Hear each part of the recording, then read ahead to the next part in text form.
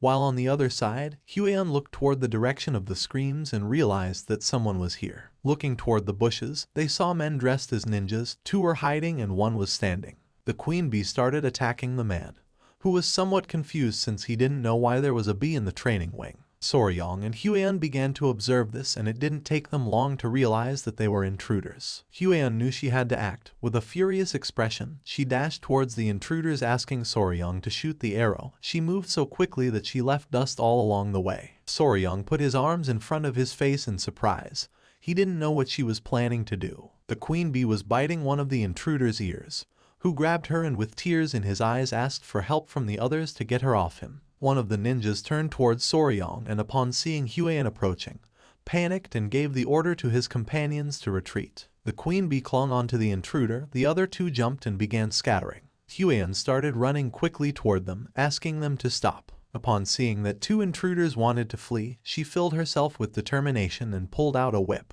Using all her strength, she struck the ground, creating a small explosion. But luckily, the intruders jumped and dodged the attack. Her eyes widened in surprise upon seeing that they had evaded her lash. The man who was being attacked by the queen bee drew his sword and began advancing toward her. The queen bee clung to his head. It was adorable. Soryong couldn't help but panic. He started shouting, asking Lady Huan to be careful. While the queen was sucking the man's head, he unleashed a powerful attack, but to his surprise, Huan blocked the attack without much effort using the whip. She began staring at the man with a piercing gaze. Just before the man had time to react, she counterattacked, and when the man realized it, the whip was in front of his face. The attack created a small explosion on the man's body, and the queen bee flew away. After defeating her opponent, she moved gracefully and appeared behind him. The man lost consciousness and fell to the ground. Soryong was open-mouthed and somewhat worried about her. She turned to him and with a calm expression asked him not to worry as she was fine. The man's body began to emit an evil energy, causing him terrible pain. The queen bee sat on Soryong's shoulder, his gaze fixed on the body. He panicked, not knowing who this guy was or if he was dead. Huan put the whip inside her clothes, and the strange energy emerging from the man's body caught her attention. She began to observe in silence with a curious expression. Within seconds, the man lost his life, and she revealed that this guy had bitten poison to kill himself, surely because he had something he wanted to hide. Not far from them, someone sensed the presence of the intruders and started shouting to alert the guards. Huan turned around and decided to organize a pursuit team and begin the hunt. Our boy started sweating. He was somewhat surprised by her attitude. Huan asked him to follow her along with Gu Pi, the leader of the Venom Blood unit. It was nighttime, and the forest was illuminated by torches. Soryong, Pi, and several other members of the clan were chasing after the intruders through the forest. Pi, who was at the front, knew they couldn't have gone far. With a determined expression, he made it clear that they must capture them at all costs. The others did not seem tired, but Soryong was. He began to sweat and focused on using his two-cylinder engine. By doing this, he forcefully stomped the ground, breaking it into pieces. His body sank into the ground, and he started screaming like a madman. Because of this, small centipedes came out of his clothes. He turned around and with a confused expression asked if he was okay. Soryong created a large hole in the ground. P and the others stopped chasing the intruders and approached the hole to help Soryong. Thanks to their help, he got out of the hole and thanked them since he thought he was done for. He turned his head back and something caught his attention. Beneath him there were a bunch of green snakes, staring at him intently. Soryong couldn't help but start sweating and feeling fear, realizing it was a snake nest. He began observing the snakes and explained that snakes often gathered where the yin kai was strong, particularly during this season. They were unusually aggressive, so he asked Soryong to stay alert. Soryong couldn't help but sweat in fear. One of the snakes opened its mouth, ready to attack. For him, this was strange since tiger-striped water snakes typically weren't so hostile. The sky was filled with black clouds. Soryong admitted it was his fault they had been delayed. He knew it was going to rain, so he suggested moving quickly. T and the other man turned around, thinking he was right. They started running again since they couldn't lose sight of the intruders. Not far from them, a light could be seen. P turned to Soryong mentioning that they had found them. The masked men were furious. They were in a dead-end alley. Behind there was a rocky mountain. And while the sky was thundering, P and the others arrived, surrounding them. P and the others put their hands inside their clothes, announcing that this was where the escape ended. Soryong remained silent, while on the other side, one of the men's gaze fixed on the intruders, giving the order to the others, tighten the encirclement. The members of Unit Venom Blood drew their kunais, and upon seeing this, the masked men also unsheathed their weapons. Unit Venom Blood began advancing toward them, ready to attack. While the man wielding a sword was moving toward them, two men threw kunais, but one of the ninjas deflected them using his dagger. The man attacked with force and his sword and the ninja's daggers clashed against each other. They were furious to see how strong this guy was. One of the ninjas moved quickly and gave a strong kick to the man's face, making him drop his weapon. They ordered him to get out of their way. Seeing this, the member of the Venom Blood unit couldn't help but panic. While the ninjas were distracted, something started approaching them at great speed. It was P. He tried to attack by surprise, but the ninja crouched quickly, dodging the attack. P began to observe in silence. The ninja took small jumps to retreat, but P used his skill called Triple Mirage Kill and threw his kunai towards the ninja. The kunai started flying towards the ninja and then exploded only to shoot into 3 kunais. Upon seeing this, the ninja was speechless. Luckily, he blocked 2 of the daggers, but one of them stuck in his shoulder, causing him severe pain. He put his hand over the wound. P began to approach, calling him a lucky bastard. 2 of the ninjas had already fallen and only one remained standing, but he was injured. P and the others started walking toward him. This guy should consider himself fortunate that the rain had diluted the poison on P's kunai. P began staring at the ninja with a furious gaze, but then someone started laughing upon seeing so many pitiful insects gathered together. P and the others stopped in their tracks, somewhat confused. P went on alert and with a serious gaze asked who they were. At that moment, someone descended from the top of the rocky mountain, landing in front of the ninja, shattering the ground into pieces. He was an old man with a beard, with an evil smile. He began to observe Soryong and the others with a murderous gaze. Upon feeling his energy, P couldn't help but go on alert, revealing that he was a martial arts master, giving the order to his men to step back. The old man's body began to emit a malignant energy. He stood up and with a smile started walking towards them. He asked the ninja if they had recovered it. In response, the ninja closed his eyes and took out the book he was hiding under his clothes, explaining that it was not the original but a copy recorded by the Tang Clan. This caught Soryong's attention, leaving him somewhat surprised. His eyes widened when he remembered that the great patriarch had told him that the book was something only bad people looked at. His attention fixed on the book, and it didn't take long for him to realize that this was a copy of the bad book his grandfather was reading last time. They had tied up one of the ninja's bodies. Soryong, who was sitting next to him, revealed to P that the book was a copy of Blood Hand Poison Art's secret manual, leaving him somewhat surprised. His eyes filled with rage, causing him to clench his teeth tightly. The ninja handed the book to the old man, who opened it and began reading it with a sinister smile. P clenched his fist out of anger, not knowing what kind of people would dare to covet something so sinister. He wanted the old man to reveal his identity. With a smile, the old man began flipping through page by page. It was just as he had suspected. Since it was a copy, the book contained the forms of the techniques but lacked the critical formulas. Even so, it was more than enough. After reading it, he closed the book. Although it was a bit premature, there was no better way to announce their return. He gave permission to the ninja called Bloody Glory to unleash the martial arts of cultivation, giving him the order not to leave anyone alive. Bloody Glory cracked his fingers and with a gaze full of determination, promised to fulfill the order. Next to him was the corpse of one of his companions. He extended his hand toward it and concentrated. A red energy began to emerge from his hand, and not long after, blood shot out from the corpse toward his hand. T's eyes widened in fear upon realizing what technique this guy was using. While on the other side, Soryong put his hands on his head. He couldn't believe he had just seen something so terrifying. The ninja's eyes began to glow, and with a smile, he started absorbing the blood from the corpse through his hand. In the blink of an eye, the kunai that was lodged in his shoulder fell to the ground, and his wound healed completely. The old man began to smile like a madman. He summoned a ball of energy in his hand, and with an evil gaze revealed that he was none other than an elder of the blood cult, the Blood Hawk Dagger Claw named Lord Guchenak. Soryong clenched his teeth and drew his kunai. Guchenak's attention fixed on him, realizing that he was in good shape. Drool began to emerge from his mouth. He licked his lips and his eyes started to shine as it had been a while since he had tasted the pure blood of the young. It started to rain even harder. Guchenak put the book inside his clothes and with a smile gave Hyoleong the order to capture them, as there was nothing better to recover than the pure blood of a young person. The ninja nodded his head, and then the two began to rush towards Soryong and the others. He drew his kunais and couldn't help but go on alert. With an expression full of determination, he commanded his men to unleash the 5-position annihilation formation since they could not allow them to reach Soryong.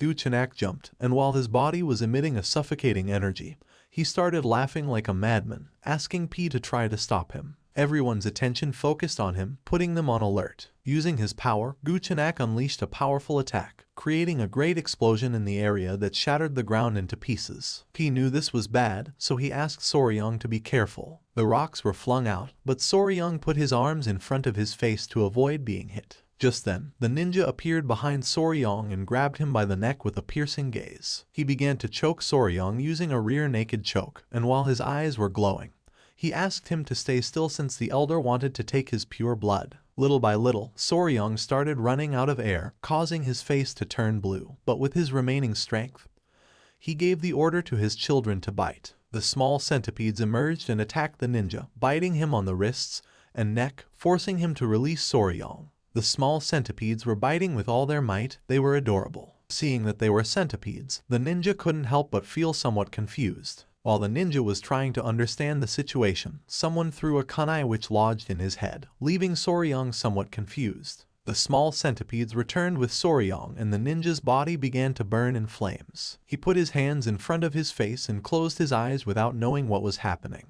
Someone called out to Soryong. He turned around and his eyes widened with happiness. It was Huion, the elder of the clan, and Wolfgang. She had been the one who had thrown the kunai. She became serious, and Wolfgang clenched his teeth as something caught their attention. P and the others were using the 5 poison annihilation formation, so they didn't know what was happening. P's men began attacking Guchenak, who grabbed one of them by the neck and with a smile started releasing malignant energy. P turned toward them and with a nervous gaze revealed that they were being attacked by an elder from the blood cult. This made Huion's eyes widen in surprise and fear. She couldn't believe what she had just heard. She panicked, started running towards them and gave the order to everyone to assist Deputy Leader Gu P. Wolfgang began to follow her and nodded his head. With a serious gaze, he gave the order to everyone to transform the 5 poison annihilation formation into the 9 poison formation annihilation. Guchenak defeated one of the clan members and threw his body to the ground. But just then, P and the others surrounded him, adopting the 9 poison formation annihilation. A smile appeared on Guchenak's face when he realized that Soryong had been the one who had defeated Takanyong's blood hand poison claw. His eyes began to shine with malice, and he mocked Takanyong, saying that blood hand poison claw was just an overrated name since, after all, he had been bitten to death by none other than centipedes. Wolfgang, annoyed by the old man's attitude, gave the order to shut his mouth, revealing that he was going to be buried here. Upon hearing this, an exciting smile appeared on Guchenak's face. He went crazy, and while his body was emitting a powerful evil energy, he mocked Wolfgang and the others, telling them to try it if they had guts. The battle began, and under the intense rain, fire started to emerge. One of the clan members was injured. Soryong began to bandage his arm wound, causing him to writhe in pain. But he asked him to please hold on a little longer. Soryong bandaged the wound. He was somewhat worried since things were not going well as their side was becoming increasingly exhausted. Guchenak grabbed one of the clan members by the neck and with a smile began to use his power and absorb his blood. While P and the others grew weaker than before, this bastard from the blood cult became more energetic again as soon as he absorbed blood to recover. Guchenak attacked Huion, causing her body to crash against the tree. Soryong, who was bandaging the wound, couldn't help but go on alert. She fell to the ground, clenched her teeth, and began writhing in pain. Soryong, showing concern, turned around and asked if she was okay. He approached her and, worried about his future wife, placed his hands on her shoulders and asked if she was hurt anywhere. She lied saying she was fine, but then spat blood. She grabbed Soryong's hand, making him curious. With an exhausted look, she asked her future husband to please return to the clan and bring reinforcements, revealing that at this moment, they were not enough to defeat Guchenak. Soryong couldn't help but grit his teeth and feel furious knowing that she was right. Guchenak attacked again, absorbing the blood of another clan member, forcing P and the others to retreat. It was evident that Soryong could do nothing in this battle. Wolfgang, visibly nervous, asked Soryong to return and bring reinforcements for the sake of the clan. The elder promised to somehow hold back Guchenak, urging him to hurry. Soryong observed them silently for a moment and, with a desperate look, agreed, promising to return as soon as possible. He explained that his mobility arts were deficient, so he wasn't very sure if he would be able to do it. But just before he could finish the sentence, Huion gave him a hug with tears in her eyes and, with a kind smile, said she trusted that Soryong could do it since he had been training hard all this time. She promised that next time they would go looking for poisonous creatures together again, leaving Soryong surprised. Huiyan rested her hands on his shoulders and asked him to please go back and bring reinforcements from the clan. Then she ran out to support the others. Soryong stayed thinking in silence. With a sad gaze, he decided to return since this was driving him crazy. He started running back to the clan under the intense rain. He was panting heavily, and each step became heavier than the last. Soryong collapsed on the ground, causing centipedes to emerge from his clothes. The small creatures began encouraging him not to give up. He composed himself and began to stroke one of the centipedes. It was strange since even if he used his mobility art at full speed, it would take him almost half a day, not to mention that most of the clan's experts were also absent. Even if he called for reinforcements, they wouldn't arrive in time. It started raining even more intensely. Soryong began to observe silently and started pondering. A question came to his mind. He didn't know why they had sent him to seek help, realizing that they wanted to save at least him. He couldn't help but clench his fist as he thought the reason was because he was the youngest, weak, and needed protection, questioning whether this was what chivalry truly meant for martial artists. He remembered the kind smile of the patriarch when he mentioned that now Soryong was also part of the family. The word family began to resonate in his head. He had never seriously thought about this, thinking that he still wasn't a member of the Tang Clan family from Sichuan. The exciting memories he had lived with them and the image of Huiyan and the others smiling and extending their hand appeared in his mind. Everyone thought that he was already part of the family. He couldn't help but feel somewhat embarrassed and didn't take their hand since he was the only one who thought that he wasn't part of the family yet. Soryong began to smile, and then he caressed one of his centipedes, realizing that they were too warm-hearted to be a clan of assassins. He stood up, and his eyes began to shine with determination as it was time to save Mom. The centipedes made an adorable sound, indicating that they were happy. Soryong started running. He was determined to save them. He had to think of some way. The members of the blood cult could recover energy. The forest was full of poisonous creatures like snakes and frogs and poisonous plants. Soryong continued running until he stopped. In front of him there was a nest of snakes. He began to observe in silence, devising a plan. The nest of snakes was full of venomous snakes with piercing gazes. Upon feeling the presence of the creatures, one of the centipedes began to stir and become furious. Caressing the centipede, with a smile, Soryong asked it not to worry since he was going to be fine. He took the centipedes out of his clothes and left them on the ground. One of them was sleeping and the other two were crying. Without wasting time, Soryong left the centipedes behind and started running towards the snake's nest.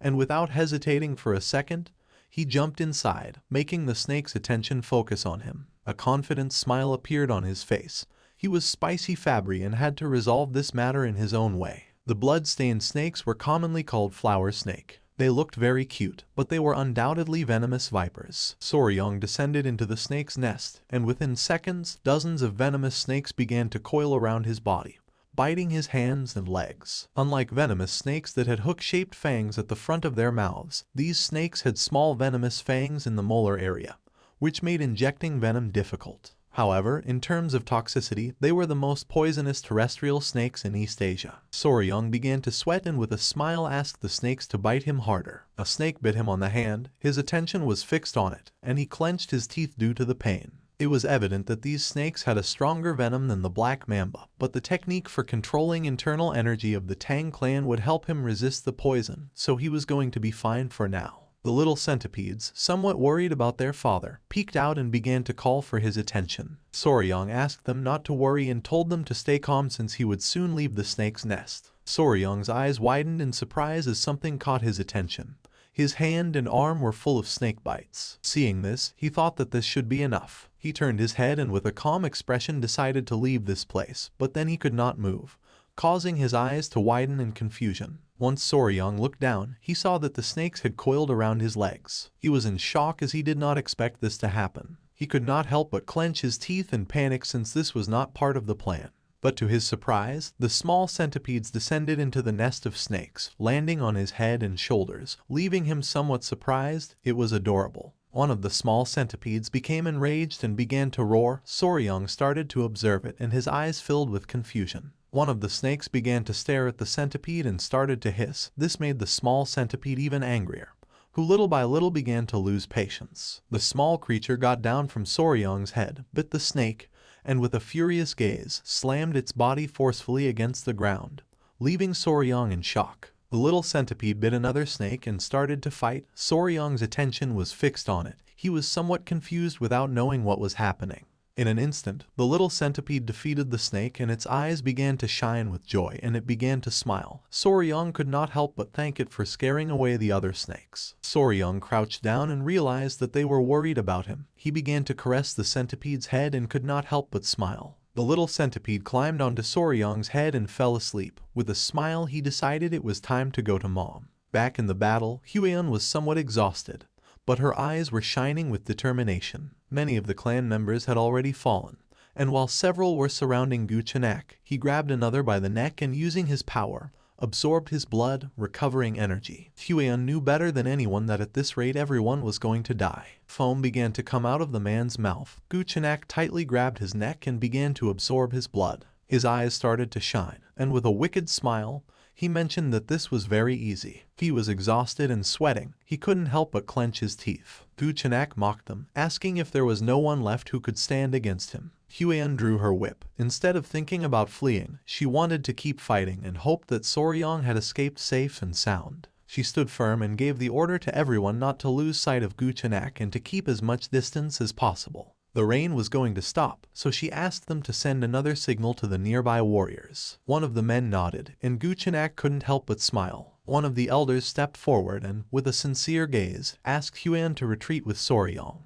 Upon hearing this, her eyes widened in surprise, and without hesitating for even a second, she refused. The men of the clan began to argue since there was no way that a direct descendant of the Tang clan could leave alone, abandoning the members of her clan while they fought. If they couldn't save her, they wouldn't be able to face the patriarch. Guchenak crossed his arms and remained silent. They asked Hueon to leave quickly, but she refused since she was not going to leave the clan behind.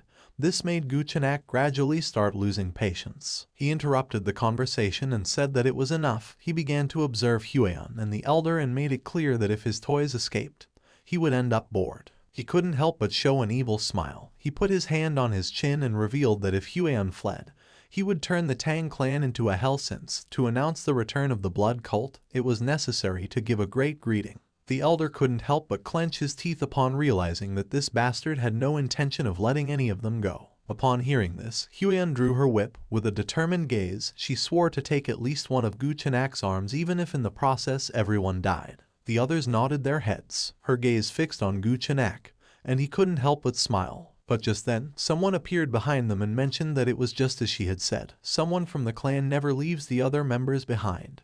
This caught everyone's attention. Hueon's jaw dropped and her eyes widened in surprise. It was Soryang. With a confident smile, he began to walk towards them. The elder was speechless, and Hueon felt somewhat worried without knowing why Soryang had returned. Soryang began to remove the small centipedes from his body, closed his eyes, and asked them to wait here, then reiterated that the Tang clan never surrendered nor left its members behind. Then he took off his shirt, and his eyes began to shine with determination, making it clear that he too was a member of the Tang clan. He drew his kunais and began to charge against Guchenak. Seeing this, an excited smile appeared on his face. Hueon couldn't help but feel somewhat worried and asked Soryang not to do it. Guchenak prepared to attack. He had spared his life, and now Soryang had returned by his own means. According to him, Soryang was an idiot. Soryang lunged at him, ready to attack. Hueon was in shock as, without much effort, Guchenak grabbed Soryang by the neck. His eyes began to shine with joy.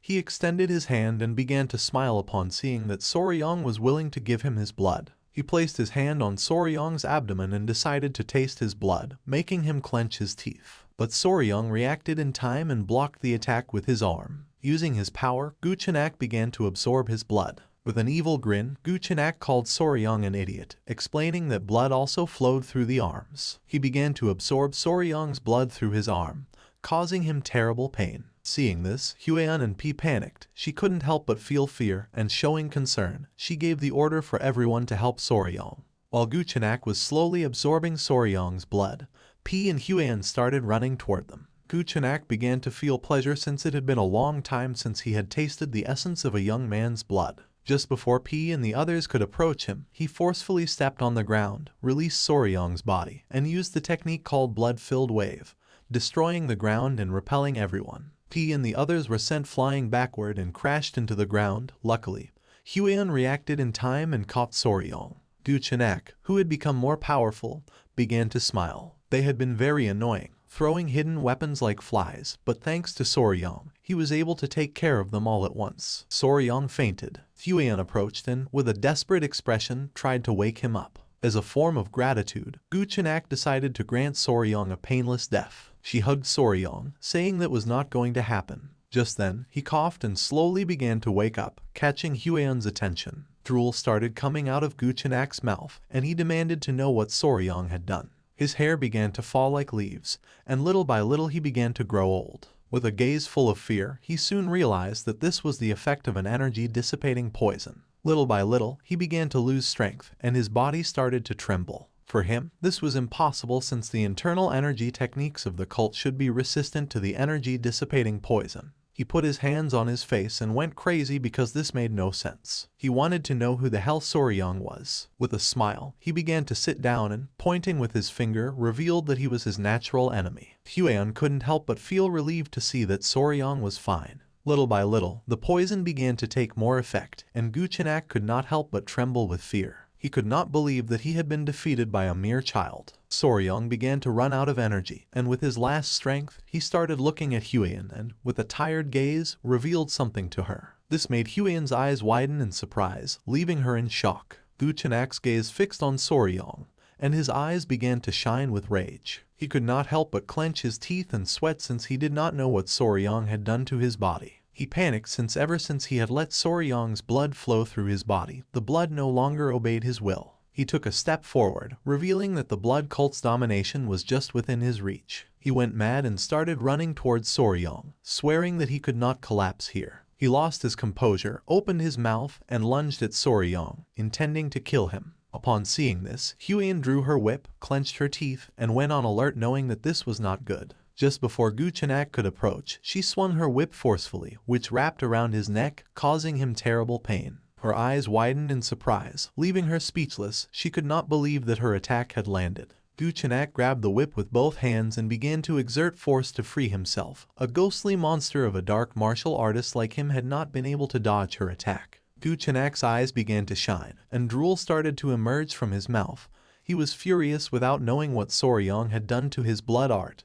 Even if he crushed his bones and drank them, it would not be enough for him to recover. He exploded with rage and started running like a madman towards Soryang, swearing to kill them all, revealing that the blood cult had returned. Huion's eyes widened with concern. She gripped the whip tightly and with a furious expression asked the old man to shut up and die. Just before Gu Chenak could take another step, she tore off his head using the whip. His head shot out and fell near P. His attention fixed on it, and his eyes filled with confusion, and then a joyful smile appeared on his face upon seeing that they had won. Gu Chenak lost his life. The elder of the clan started running towards Soryang and Huion to see if they were okay. The members of the clan began to celebrate since the lady had torn off the head of the elder of the blood cult. With a confused and surprised gaze, she asked Soryang what had happened and how he had managed to weaken Gu Chenak. Soryang caught her attention by calling her big sis. Upon hearing this, she couldn't help but blush and feel embarrassed. Our boy started sweating and dark circles appeared. But even so, he did not stop smiling and said he needed to be bitten by a tiger-striped water snake to treat the poison. Seeing Soryang's condition, Huion panicked and was confused since she did not know what was happening.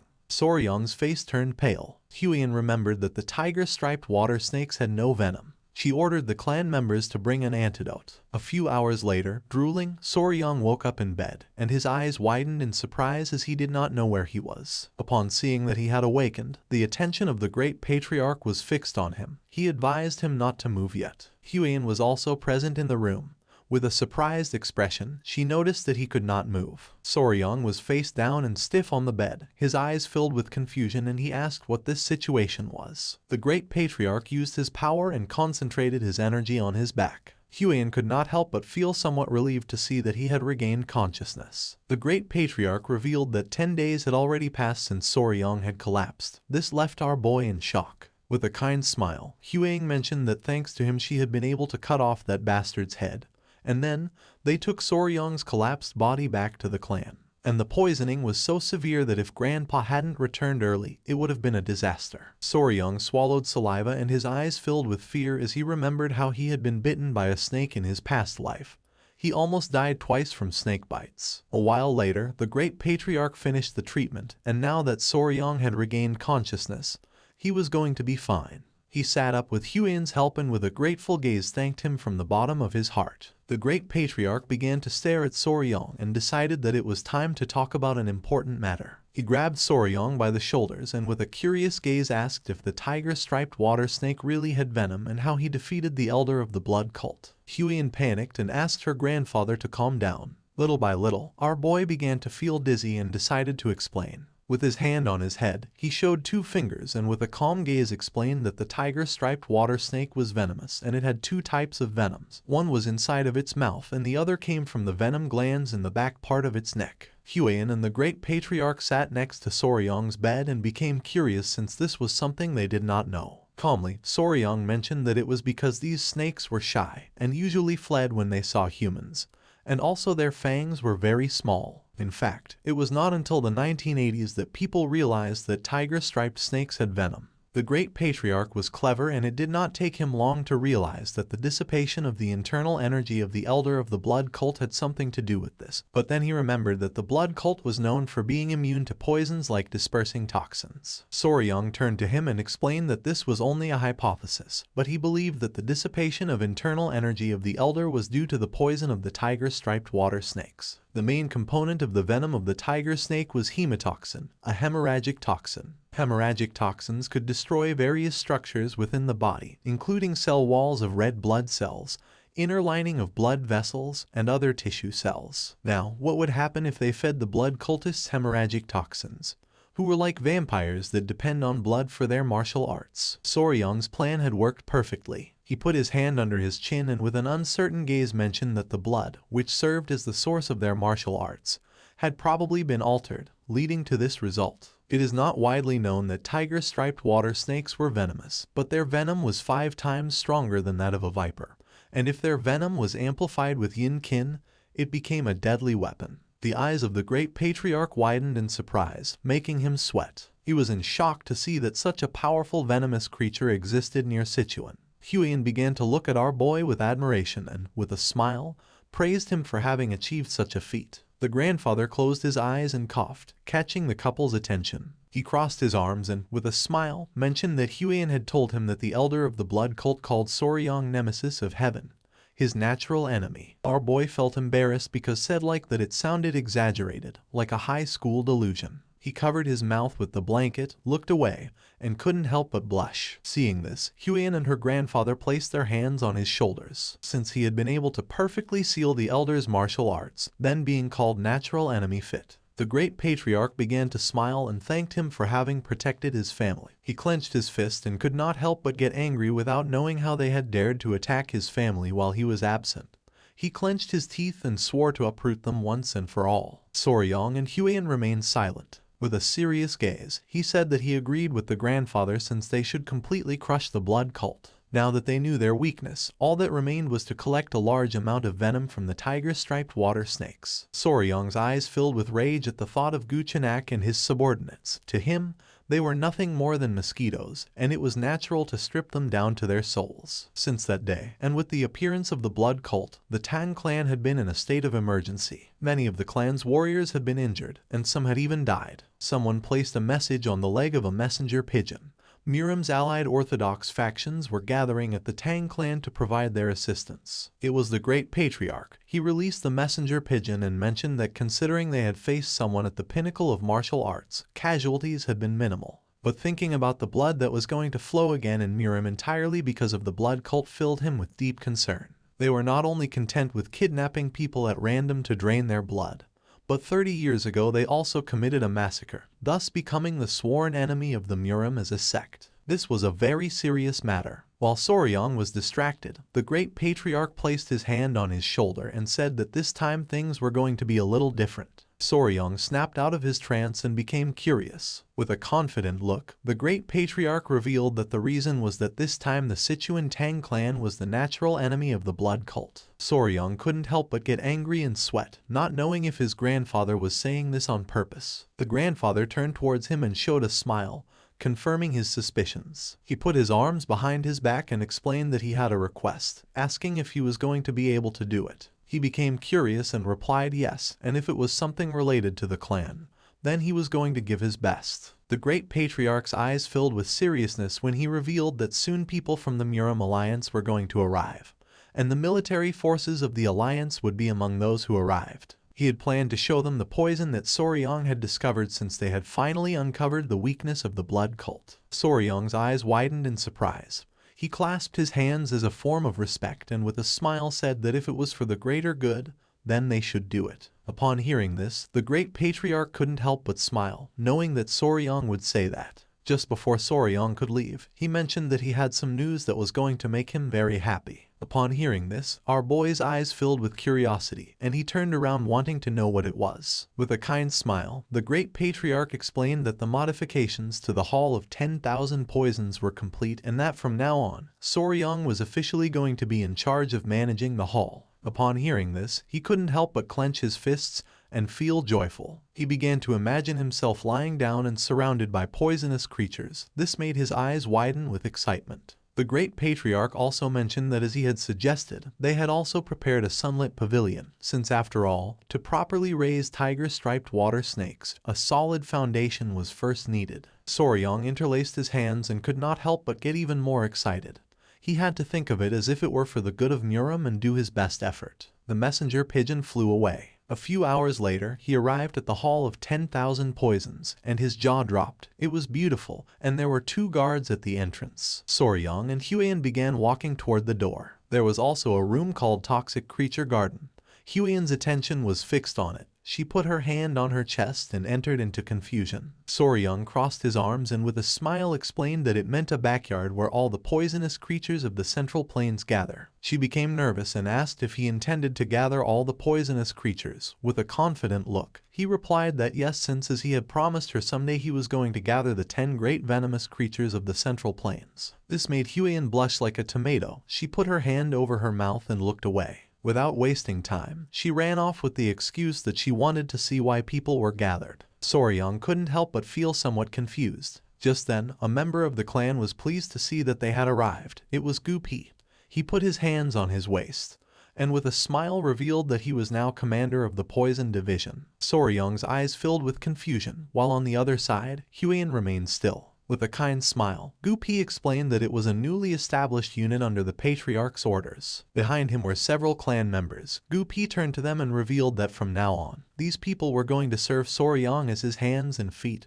Whether it was to find poisonous creatures or raise them, he could count on them. Upon seeing this, drool began to fall from Soryong's mouth, while on the other side, Huiyan could not help but feel envy. The eyes of our boy began to shine with joy upon thinking that this was like having staff from a pet store, realizing that they were truly giving him all their support. This was a moment in which Soryong's dream took one more step toward reality. The messenger pigeon reached its destination. A woman with black hair received the message, and after reading it carefully, she noticed that the blood cult had returned. She began to gaze at the sky, knowing that in the once peaceful Central Plains, a bloody storm was about to break out once again. The next day, early in the morning, Jiuju and his men set off towards the Tang Clan. One of the elders turned around and with a smile mentioned that they would soon arrive and assumed that they would finally have to stay at the Tang Clan mansion that night. A smile spread across Jiuju's face. He couldn't help but feel happy as it was a relief to escape sleeping outdoors. He began to imagine the leader of the Muram Alliance, the Emperor of the Fist, Ju Yong-hak, with his fist clenched and his eyes shining with rage. With a nervous expression, Jiuju realized that he had to bring at least one good piece of news.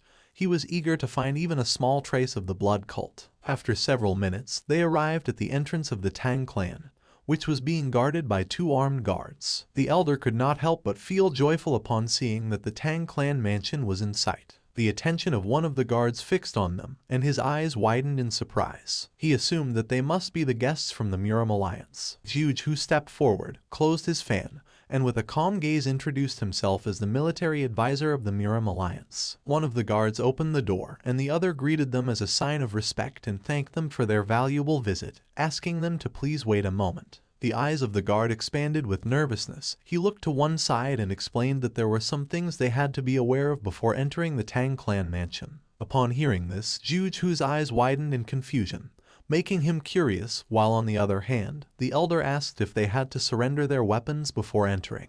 The guard began to touch his chin with his finger and with an embarrassed expression mentioned that this might sound embarrassing, but explained that no matter how small or insignificant a creature might seem, they should never take a life within the Tang clan. Jiuju began to imagine a golden statue of a Buddha and with a surprised expression wondered if the entire Tang clan had converted to Buddhism. The guard became nervous and explained that they would find out when they entered the Tang clan, but he asked them to keep this in mind. Upon hearing this, Jiuju and the leader became serious. Just then someone appeared and felt happy to see that the military advisor had arrived. Seeing this, Jiuju's eyes widened in surprise, making a smile appear on his face. They were Huiyan and Soryong. Both bowed their heads before him and greeted him as a form of respect. Jiuju also bowed his head to them and greeted them back, mentioning that it had been some time since he had seen Huiyan.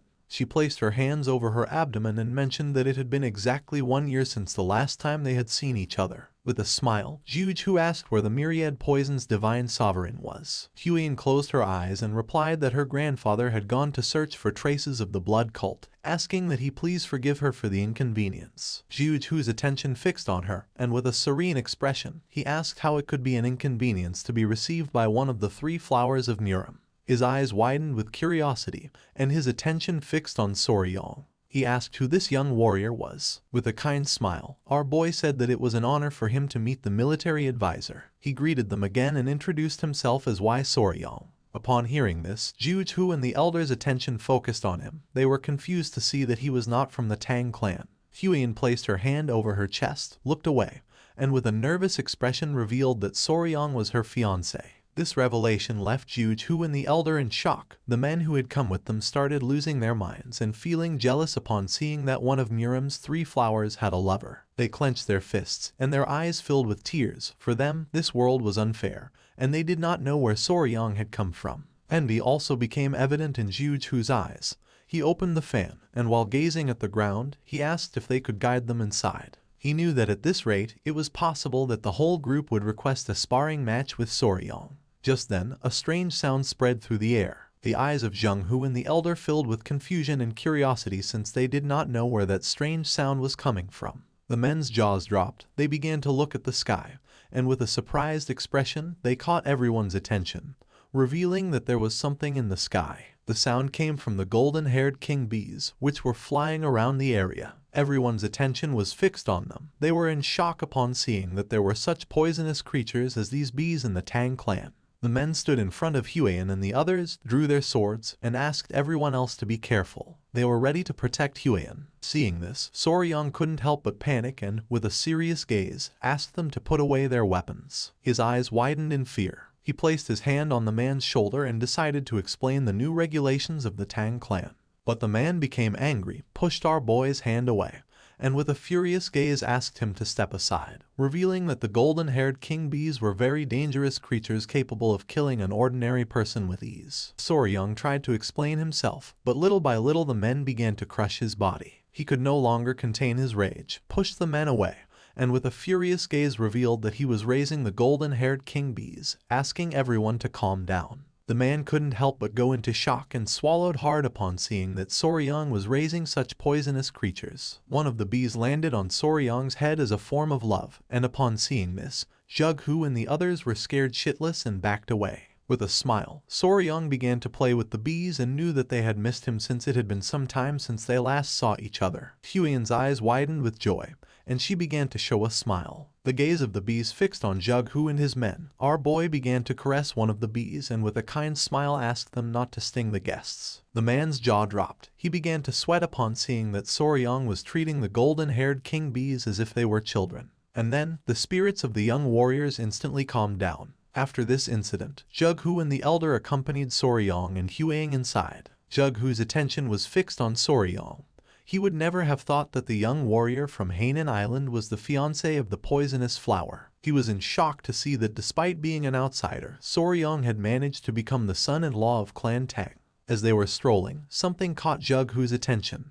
Not far from them, 2 men were sitting and arguing with each other. The black-haired man took out a small vase and, while pointing at it with his finger, with a furious gaze made it clear that a venomous scorpion would be more suitable for the Tang clan. The orange-haired boy took out a small chameleon and, with a gaze full of rage, asked what he was talking about and asked everyone to look at the shape of the chameleon's radiant crest. Jughu's eyes widened in fear. He placed his hand on Soryang's shoulder and, while sweating, asked why all those warriors were taking care of insects and animals. Soryang came out of his trance and became curious. While the men were arguing, our boy explained that they were sentenced to the venomous creature companionship punishment. Jughu started sweating and asked what they had done to deserve such punishment. Soryang put his hand under his chin and began to ponder. A few days ago, at night, the incident occurred. Soryang and Huan went to the training hall. Our boy started training. She got nervous and explained that he had to feel as if he were expelling his internal energy. Our boy concentrated, but it seemed like he was dancing instead of training.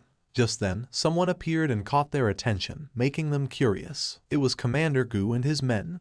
They all closed their eyes and became nervous. With a sad gaze, Gu Pi apologized, explaining that this time more than half of the rat pups captured to feed the tiger-striped water snakes had died. Upon hearing this, Soryang turned towards them and his eyes filled with sadness. Huan was somewhat surprised as she did not know what was happening. Soryang crossed his arms, closed his eyes, and let out a sigh knowing that there was not much they could do about it since naturally rats were sensitive, and if things became too noisy, sometimes the mother would kill them. But Gu Pi revealed that the warriors had eaten the rats. Soryang's eyes filled with confusion. Gu Pi explained that they had eaten the rats as snacks while drinking alcohol. His eyes widened in shock. He was speechless upon seeing that the warriors had eaten the young ones as a side dish for alcohol. He was confused, not knowing what was happening. Huan crossed her arms, began to observe Gu Pi, and explained that 3 screeches was a dish where live baby rats were dipped in sauce and eaten. Gu Pi could not avoid feeling embarrassed. He lowered his head again before Soryang and apologized again.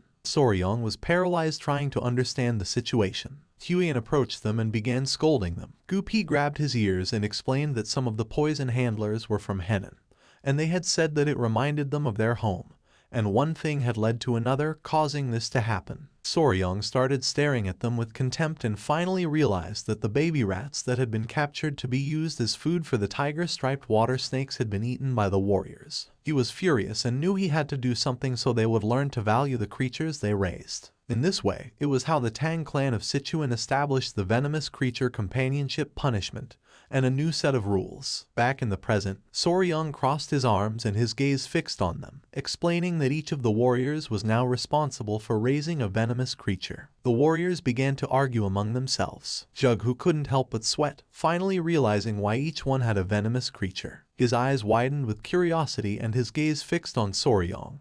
To him, he was someone very interesting. Soryang began staring at the warriors with hatred and sighed, and Jughu finally realized that he was not an ordinary person. At nightfall, the great patriarch arrived, and the 3 sat at a table to chat. With a serious expression, the great patriarch recounted everything that had happened. Jughu closed his eyes and with a smile mentioned that Soryang must be the enigmatic young warrior whom the patriarch of the Tang clan had met on Hainan Island.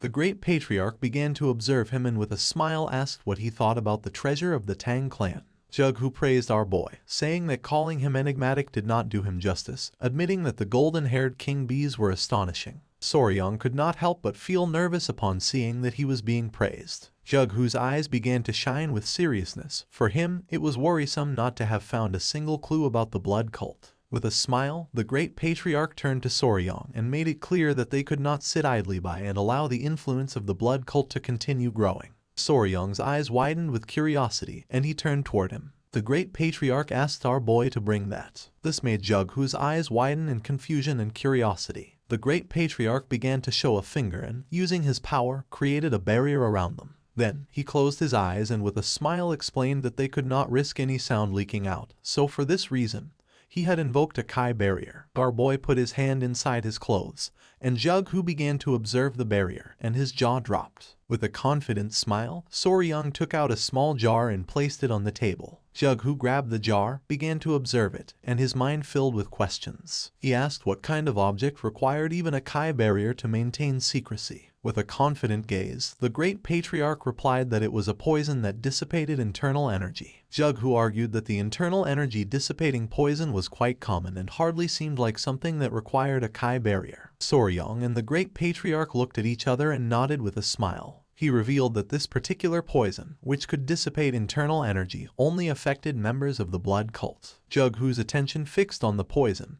and his eyes widened in surprise. He panicked, slammed his hand against the table, and asked if this was true. The great patriarch closed his eyes and, with a confident expression, explained that although it was hard to believe, it was true. With a gaze full of hatred, Jughu began to imagine the members of the blood cult, thinking that this was a truly incredible discovery, revealing that the reason they had fought so hard during the blood cult rebellion 30 years ago had been because they had used internal energy dissipating poison against them. The great patriarch began to recall the blood cult rebellion and confirm Jughu's suspicions by explaining that when martial artists like them were poisoned, their internal energy dispersed, leaving them powerless, but the members of the blood cult remained completely intact. With a serious gaze, Jughu asked what the potency of this version of the poison was. The great patriarch's eyes began to shine with confidence, and he responded that according to Huian, the poison was capable of reducing their physical abilities to the level of an ordinary person, revealing that she had defeated a blood cult elder who had been poisoned with a single blow. Upon hearing this, a smile appeared on Jughu's face and his eyes began to shine with joy,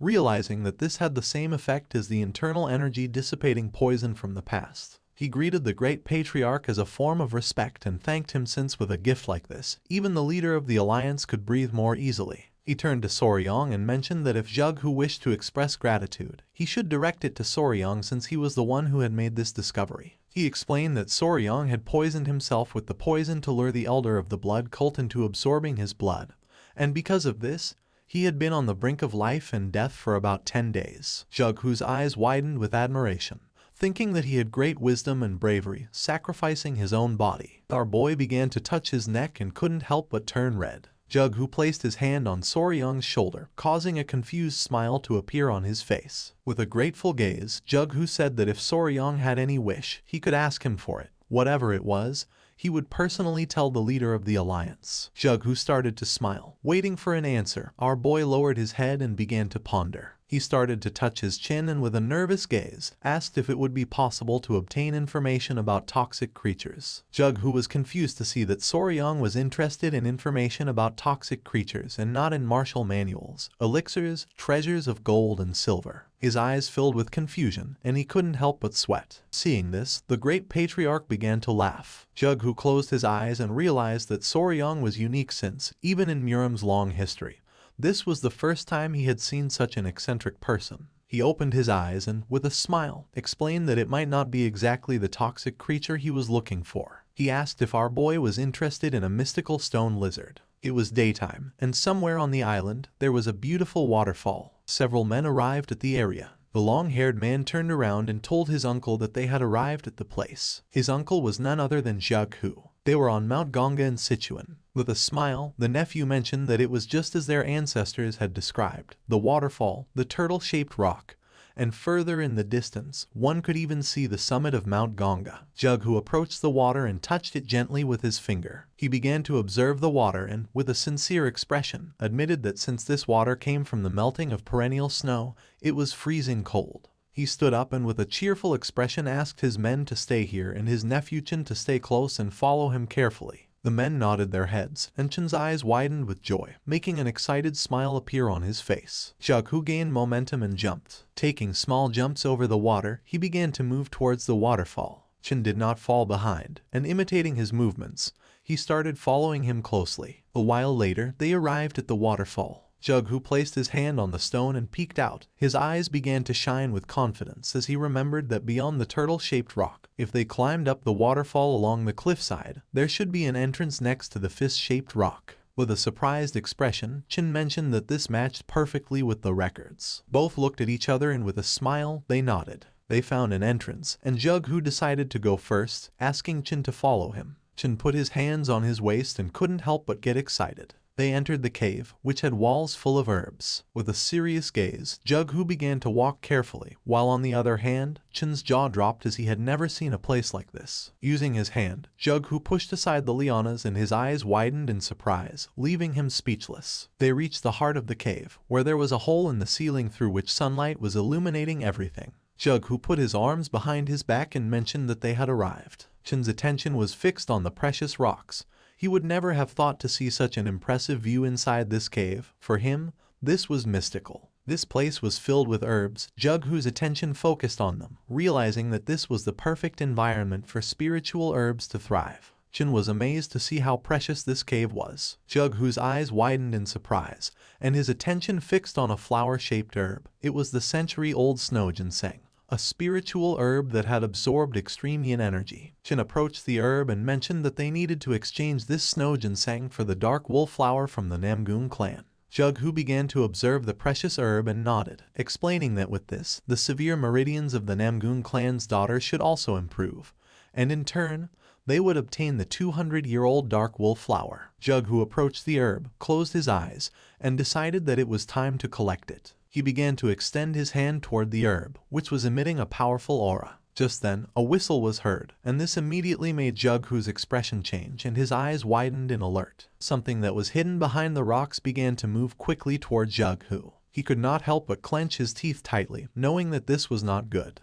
The creature attacked with speed, but luckily, Jughu stood up and using the fan blocked the attack at the last second. Then the creatures started bouncing against the rocks. Chen panicked and asked if his uncle was okay. The creatures started bouncing against the rocks with speed. Jughu's eyes filled with fear. He panicked and asked his nephew to be careful since it was moving extremely fast. The creatures tried to attack Jughu from behind, but he reacted in time, turned around, and blocked the attack again. The tip of his fan froze. His gaze fixed on the fan. He could not help but feel somewhat confused upon seeing frozen Kai. Chen, somewhat worried, approached and asked what was happening and what creature was attacking. Jughu remained silent, and then with a serene gaze revealed that they were being attacked by a lizard. Upon hearing this, Chen's eyes widened in surprise and confusion. He could not believe that this was true. The blue-colored lizard emerged, ready to attack again. Jughu told this adventure to Soryong. Our boy's jaw dropped and his eyes widened in surprise, as it was extremely rare to find a blue lizard. The great patriarch could not help but smile, thinking that Soryong was a lover of poisonous creatures. With a serious expression, he mentioned that the lizards were not poisonous, and asked if he was sure that if it was safe. The mouth of our boy watered and his eyes began to shine with joy. With a smile he said that it was fine, revealing that the lizards had poisonous Kai in their eyes. The great patriarch was surprised, and despite having no idea what our boy was talking about, he praised him anyway. Jughu began to show a forced smile, realizing that Soryong was certainly an eccentric. It was night and the sky was beautiful. Jughu explained that if he received any new information about other toxic creatures, he would let Soryong know immediately. Soryong's eyes began to shine with joy, and he couldn't help but thank him from the bottom of his heart. The next day, the patriarch returned. He was very worried, and the first thing he did was enter the mansion to check if Soryong was okay. Soryong, Huang, Jughu, and the great patriarch were sitting and having a cup of tea. Seeing that the patriarch had arrived, everyone's attention turned to him, and our boy asked if there was any problem. Chiolson grabbed Soryong by the mouth and head and with a worried expression began to turn his head to see if he had any injuries and asked if he was okay. Huian stood up, and upon seeing this, she couldn't help but feel somewhat confused. Soryong was just as confused as she was and explained to the patriarch that he was fine. With a smile, he began to show all the snake bites he had on his arms and explained that although he had woken up after 10 days with scars on his arms, at least he was alive. The patriarch's eyes began to shine with rage, and smoke started to emerge from his nose.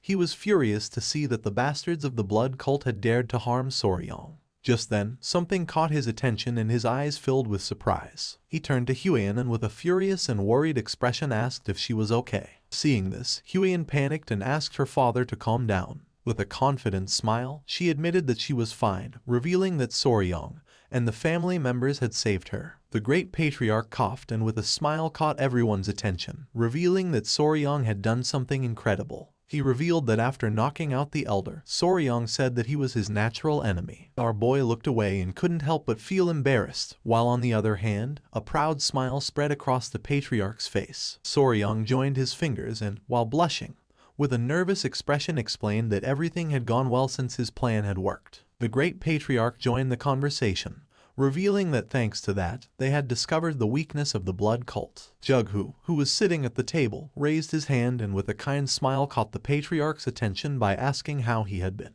Seeing that Jughu was also present, the patriarch shook his hand. Since Jughu had risen to a high position, They had not been communicating much, and now they had only met under these circumstances. With a smile, Jughu apologized, explaining that he had been very busy. Soryong and Huiyan's attention was fixed on them, making a smile appear on their faces. She adjusted the strand of hair and mentioned that they were childhood friends. Our boy couldn't help but feel stressed, as this was very chaotic. Jughu asked the patriarch to take a seat since they had much to discuss, starting with the blood cult. The patriarch did not refuse but asked Soryong and Huiyan to sit as well since they needed to discuss this in more detail. Soryong became nervous but nodded his head, while on the other hand, Huiyan began to smile. Everyone sat at the table, and the patriarch asked how the progress of the search for the secret agent was going. Soryong's eyes filled with curiosity. He interrupted the conversation and asked which secret agent they were talking about. He didn't know if by secret agent they were referring to a spy or something similar. The patriarch rested his head on his fist,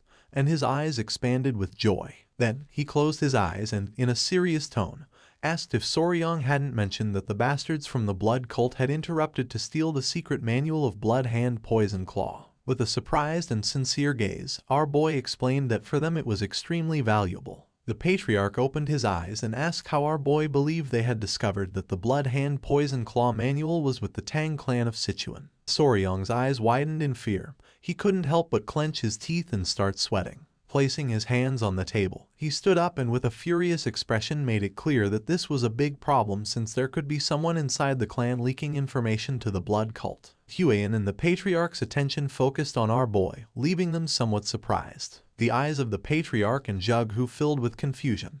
He placed his hand on the patriarch's shoulder and with a smile asked him to educate his son-in-law a little since as a newcomer to the family, he was unaware of certain things. But even so, he was hearing some rather amusing stories. The patriarch began to stroke his mustache and could not help but feel somewhat disappointed. Soryong could not help but sweat upon realizing that he was the odd one out. With a kind smile, Huiyan explained to her future fiancé that secret agents could never exist in the Tang clan. Soryong turned somewhat surprised and asked if this was true. With a calm gaze, the patriarch explained that even when selecting a simple servant, they conducted exhaustive background checks on all their direct relatives and even distant relatives. Then, if they considered them acceptable, they incorporated all their direct relatives into the clan. With a confident smile, he made it clear that all their children were raised within the Tang clan, so under such circumstances, no one would dare to betray them. Our boy couldn't help but go into shock upon seeing that they took such extreme measures. He began to sweat, and his eyes widened with curiosity,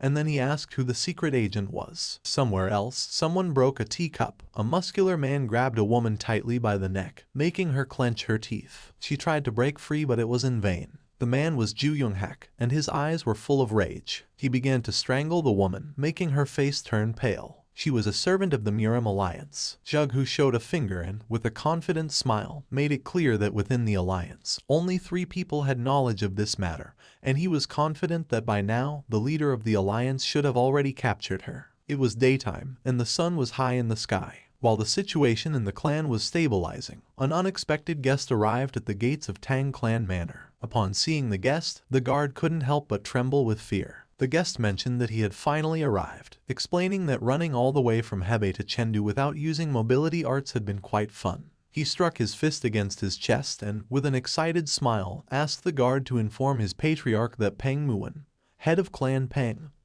had arrived. Someone shot an arrow into the air, and upon seeing it, Soryong and Huiyan started running towards the entrance of the clan. Everyone's attention was fixed on them. They were all somewhat surprised without knowing what was happening. With a curious expression, Soryong asked Huiyan if it would be okay for them to go out to welcome them. Huiyan turned around and, with a kind smile, explained that her father and the others were discussing something important. Her eyes began to shine with confidence, and with a nervous smile, she mentioned that as the son-in-law of the Tang clan, Soryong should have a little more confidence. Our boy couldn't help but get nervous. Soryong arrived at the doors of the manor and with a smile began to open the door, thinking that they must be guests from another clan. So there was no need to be scared, while on the other side, the guard was scared shitless. Upon opening the door, Soryong saw Peng Muwen and his men staring at him intently with a serious expression.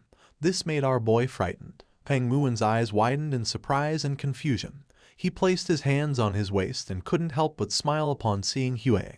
She joined her fist with her palm and greeted the head of the Peng clan with respect. With a smile, Peng Muin said that some time had passed. He had seen her when she was little and now she had grown so much that he could hardly recognize her. Huyen closed her eyes and with a forced smile mentioned that had been 5 years ago, realizing that indeed a lot of time had passed. Peng Muin's eyes filled with seriousness and his attention focused on Soryong.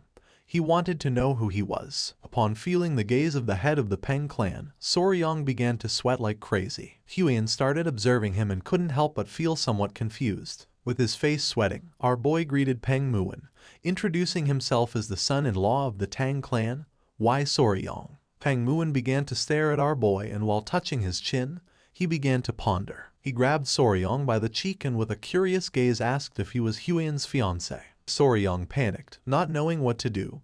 Huyen placed her hand near her mouth and nodded with a smile. This made Peng Muin's eyes fill with seriousness. Soryong began to sweat and, with a nervous expression, looked away. Peng Muin's attention was fixed on our boy. He put his hand under his chin and began to think with a curious gaze. Without wasting time, he touched our boy's private parts, which made Soryong turn as red as a tomato. Meanwhile, on the other side, Huyen's jaw dropped and her eyes widened in surprise, leaving her in shock. With a smile, Peng Muin explained that he was wondering if Soryong was too young, but down there he was a full-grown man. Soryong, who was panting heavily, began to observe Peng Muin and couldn't help but feel somewhat confused. Our boy turned to Huyen without knowing what was happening. Peng Muin placed his hand on Soryong's head, gave a thumbs up, and with a confident smile made it clear that in a few years, Soryong was going to be incredible. Huyen turned as red as a tomato, looked away, and put her hands over her face. She remembered that the people of the Peng clan really didn't like formalities or rigid etiquette, so for this reason, the head of the clan had his own way of evaluating. Peng Muin placed his hand on Soryong's shoulder and began to smile. The attention of his men also focused on him, and their eyes widened in surprise, thinking that he was incredible. One of the men even put his hand on his chin, bent down, and began to curiously observe the intimate parts of our boy. Soryong's eyes filled with confusion. He looked away and felt somewhat depressed. But then he thought that this was their style. For him, it was expected to see one man recognizing another man. He greeted Peng Muin, and while his eyes were shining with joy, he smiled and thanked the head of the Peng family for the compliments. Peng Muin started laughing, thinking that Soryong was different from the useless brats of other noble clans. He hit our boy on the back and introduced himself as Peng Muin, head of the Peng family. The slap was so strong that it hurt our boy a little. He welcomed everyone to the Tang clan, and while they were conversing, Huyen began to observe them and couldn't help but start sweating. Huyen caught Peng Muin's attention by saying she had a doubt. He became curious, turned to her, and asked what doubt she had. Her eyes widened with curiosity. She thought they had come from distant Hebi just to help her family, asking how they had arrived so quickly. Peng Muin's eyes widened with seriousness. In reality, they had not come to help, so he asked if the Tang clan had problems. With a surprised expression, he began to inspect Soryong's hair and asked if something had happened. Huyen began to sweat. She was bewildered as she did not know the reason why Peng Muin had come. Seeing her expression, Soryong was confused. A while later, they went to the family mansion and Peng Muin was somewhat surprised to see that the blood cult had appeared. They sat at the table to drink tea and converse. With a calm expression, Huyen informed them that they had already been eradicated. Peng Muin, who had his head resting on his fist, began to observe her and let out a sigh. He was somewhat annoyed and thought that he should have come a little earlier. Jughu, who was sitting beside him, remained silent. With a smile, the patriarch asked what had brought him here. Peng Muin's eyes widened in surprise. He turned to the patriarch and explained that he had been distracted upon hearing Huyen's story about the blood cult, revealing that he had actually come hoping to receive some help from the Tang clan. Huyen and Soryong's attention focused on him. The patriarch's eyes filled with surprise and curiosity. He asked if Peng Muin could explain himself. He began to touch his head with his hand, closed his eyes, and then let out a sigh. He put his hand near his mouth, turned towards the door, and with a serious expression asked his men to bring her to greet her elders. Jughu became somewhat curious, and his attention was fixed on him. Someone opened the door of the hall. It was one of Peng Muin's men whose eyes were shining. With a penetrating gaze, the man entered the hall. Huyen put her hand near her mouth, and her jaw dropped. She realized that it was a kid. Soryong began to sweat, and his attention was fixed on the man. The man approached the table, put his hand behind his cape, and asked the young lady to come down and pay her respects to the elders of the Sichuan Tang Clan. Just then, someone on the man's back started moving, saying they were still sleepy. Soryung's eyes widened in surprise, and his jaw dropped, leaving him in shock. Someone dressed in white got down from the man's back, also shocking Hueyang. It was an adorable little girl who was eating a lollipop. Everyone remained silently watching the little one. With a sweet expression, she greeted the elders of the Sichuan Tang Clan, introducing herself as Peng Yingying. The girl started eating a cookie. Peng Muin grabbed her, and while showing her to everyone, with a cheerful smile he revealed that she was his daughter, leaving both Soryang and Huyan somewhat confused. Her eyes widened in surprise, realizing that this girl was a miracle of genetics, while on the other hand, our boy's jaw dropped. Peng Muin couldn't help but laugh, explaining that because they looked so much alike, people always ended up giving them that look. He began to stroke the girl's head and explained that she was the reason he had come to the Tang clan. While the little one was eating the cookie, he placed his hand on her shoulder, revealing that his daughter was feeling a bit unwell and asked if the patriarch could take a look at her. With a serious gaze, the patriarch asked if Peng Muin was saying that his daughter was sick. Our boy's attention was fixed on the girl, and his eyes widened in surprise at the thought that she was ill. While the girl was eating cookies, he began to observe her closely, and could see that a strange energy was emerging from her body. That same night, Soryang was lying on the bed with the small centipedes playing on his body. He had heard about Peng Yingying's symptoms and had carefully reviewed them, but in the end, he had not discovered the cause. He closed his eyes and began to stroke one of the small centipedes. A few hours ago, they sat the girl in a chair while everyone was watching attentively. With a serious expression, Peng Muin explained that sometimes she had difficulty breathing and large red spots appeared on her body, and in severe cases, she even lost consciousness, and after a while, she regained her senses, but he had no idea what was causing it. The patriarch sat next to the girl, extended his hands, and decided to examine her. Peng Muin's eyes filled with rage as he had searched and searched. He had even made the disciples of the medical sect examine her,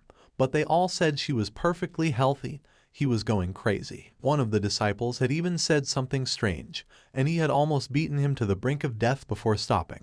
The patriarch asked what he meant by strange. Peng Muin explained that they suspected there were symptoms of poisoning due to the deliberate act of someone, but he was sure that there was no way someone like that existed within his Peng clan. Soryang's eyes widened in surprise, while on the other hand, Huyan became serious. After examining the girl, the patriarch stood up and revealed that the cause was poisoning, revealing that it could be an internal problem of the clan. Peng Muin's eyes widened in surprise. He panicked and swore that no one from the Peng clan would ever do something like that. He put his hand on top of his head and decided to stop talking about it since he did not want to suspect his own clan. Jughu nodded and mentioned that it was still uncertain, so it was not good to jump to conclusions hastily, revealing that poisoning did not always necessarily occur because someone deliberately administered poison. The patriarch's gaze fixed on the girl who was absorbed in eating the cookie. He decided to provide them with an empty courtyard in the guest residence, asking them to stay there for now since he wanted to observe the girl's condition to determine whether it was poisoning or some strange illness. With a grateful expression, Peng Muin thanked the patriarch of the Tang clan, deciding to let his daughter be under his care for a while. Back in the present, Soryang began to imagine the girl eating sweets, no matter how he looked at it. That was childhood diabetes, realizing that sugar was literally multiplying inside her body. He sat on the bed and began to think, not knowing if diabetes caused red spots, and if there had been obvious symptoms, it should have been easier to recognize. Just then, someone knocked on his door. Our boy's eyes widened in surprise, and someone revealed that there was a big problem. Soryang became curious, opened the door to his room, and asked what the problem was. The maid who had knocked on his door became nervous, revealing that little Peng Yingying had collapsed. Upon hearing this, our boy went into shock. It was nighttime, and the moon was high in the sky. He put on his clothes and ran to the place where Peng Muin's daughter was. Upon arriving, he saw Huyan and Muin's men with a worried expression.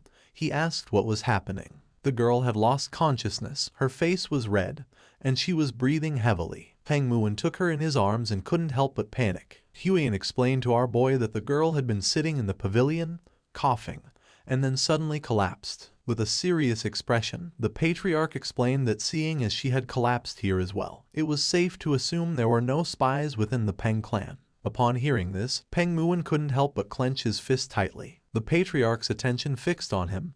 He became confused, not knowing what was happening. Without hesitating for a second, Peng Muin punched himself in the jaw with a powerful blow, leaving the man behind him in shock. The punch was so strong that a tooth flew out of his mouth. With his nose bleeding, Peng Muin closed his eyes and, with a smile, apologized since, even though he had said those words, he could not forgive himself for having suspected even momentarily of his own people. Now he knew that if Ying collapsed again, it had to be for another reason. One of his men put his arm over his face and couldn't help but cry. Meanwhile, on the other side, Soryang's jaw dropped upon seeing that Peng Muin had lost a tooth. Peng Muin's men began to hit themselves in the face because despite being there, they had failed to prevent the young woman from collapsing, admitting that their sin was also great. The patriarch's eyes widened in surprise, and his jaw dropped. He reached out to them and asked them to calm down.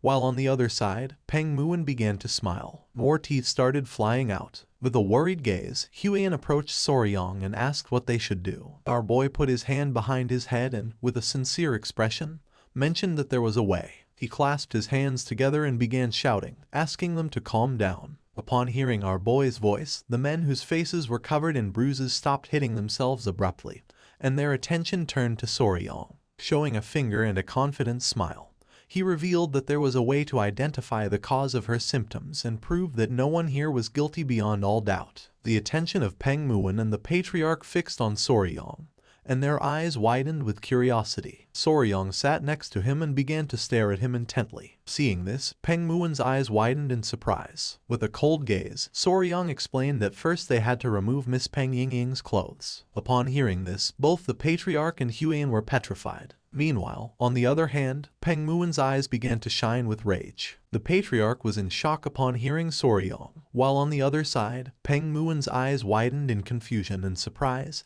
He asked what Soryang had just said. Our boy's eyes widened in surprise and curiosity upon seeing their expression.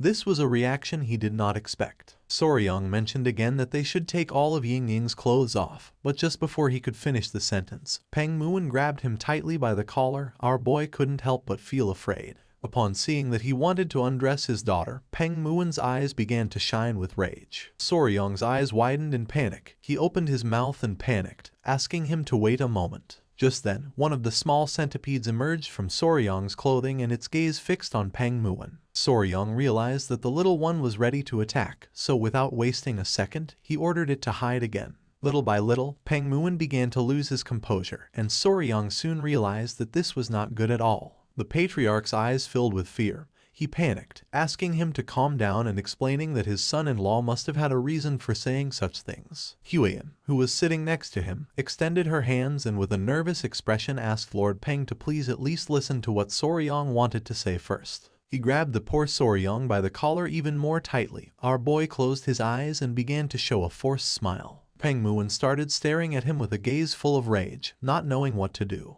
Despite being in panic, Huiyan began to show a smile, explaining that Soryang was a good person. After going around the matter several times, Peng Muin let go of Soryang. Our boy had dared to suggest stripping his daughter, who had not yet reached her prime, so he decided to listen to any justification that Soryang could offer. Our boy opened his mouth and began gasping heavily, feeling somewhat relieved. He sat on the floor in front of Peng Muin and with a serious tone asked him to please calm down and listen until the end. Peng Muin crossed his arms and closed his eyes, deciding to trust him. Showing a finger and a sincere expression, Soryang explained that what he meant was to take off all of Lady Peng's clothes and change her into something else, as it was possible that something in her clothing or personal belongings was the cause of her collapse. Upon hearing this, Peng Muin's eyes widened in surprise and his jaw dropped. He was in shock, realizing that he had misunderstood Soryang. He lowered his gaze, clenched his fist tightly, and prepared to hit himself again for having doubted the words of our boy.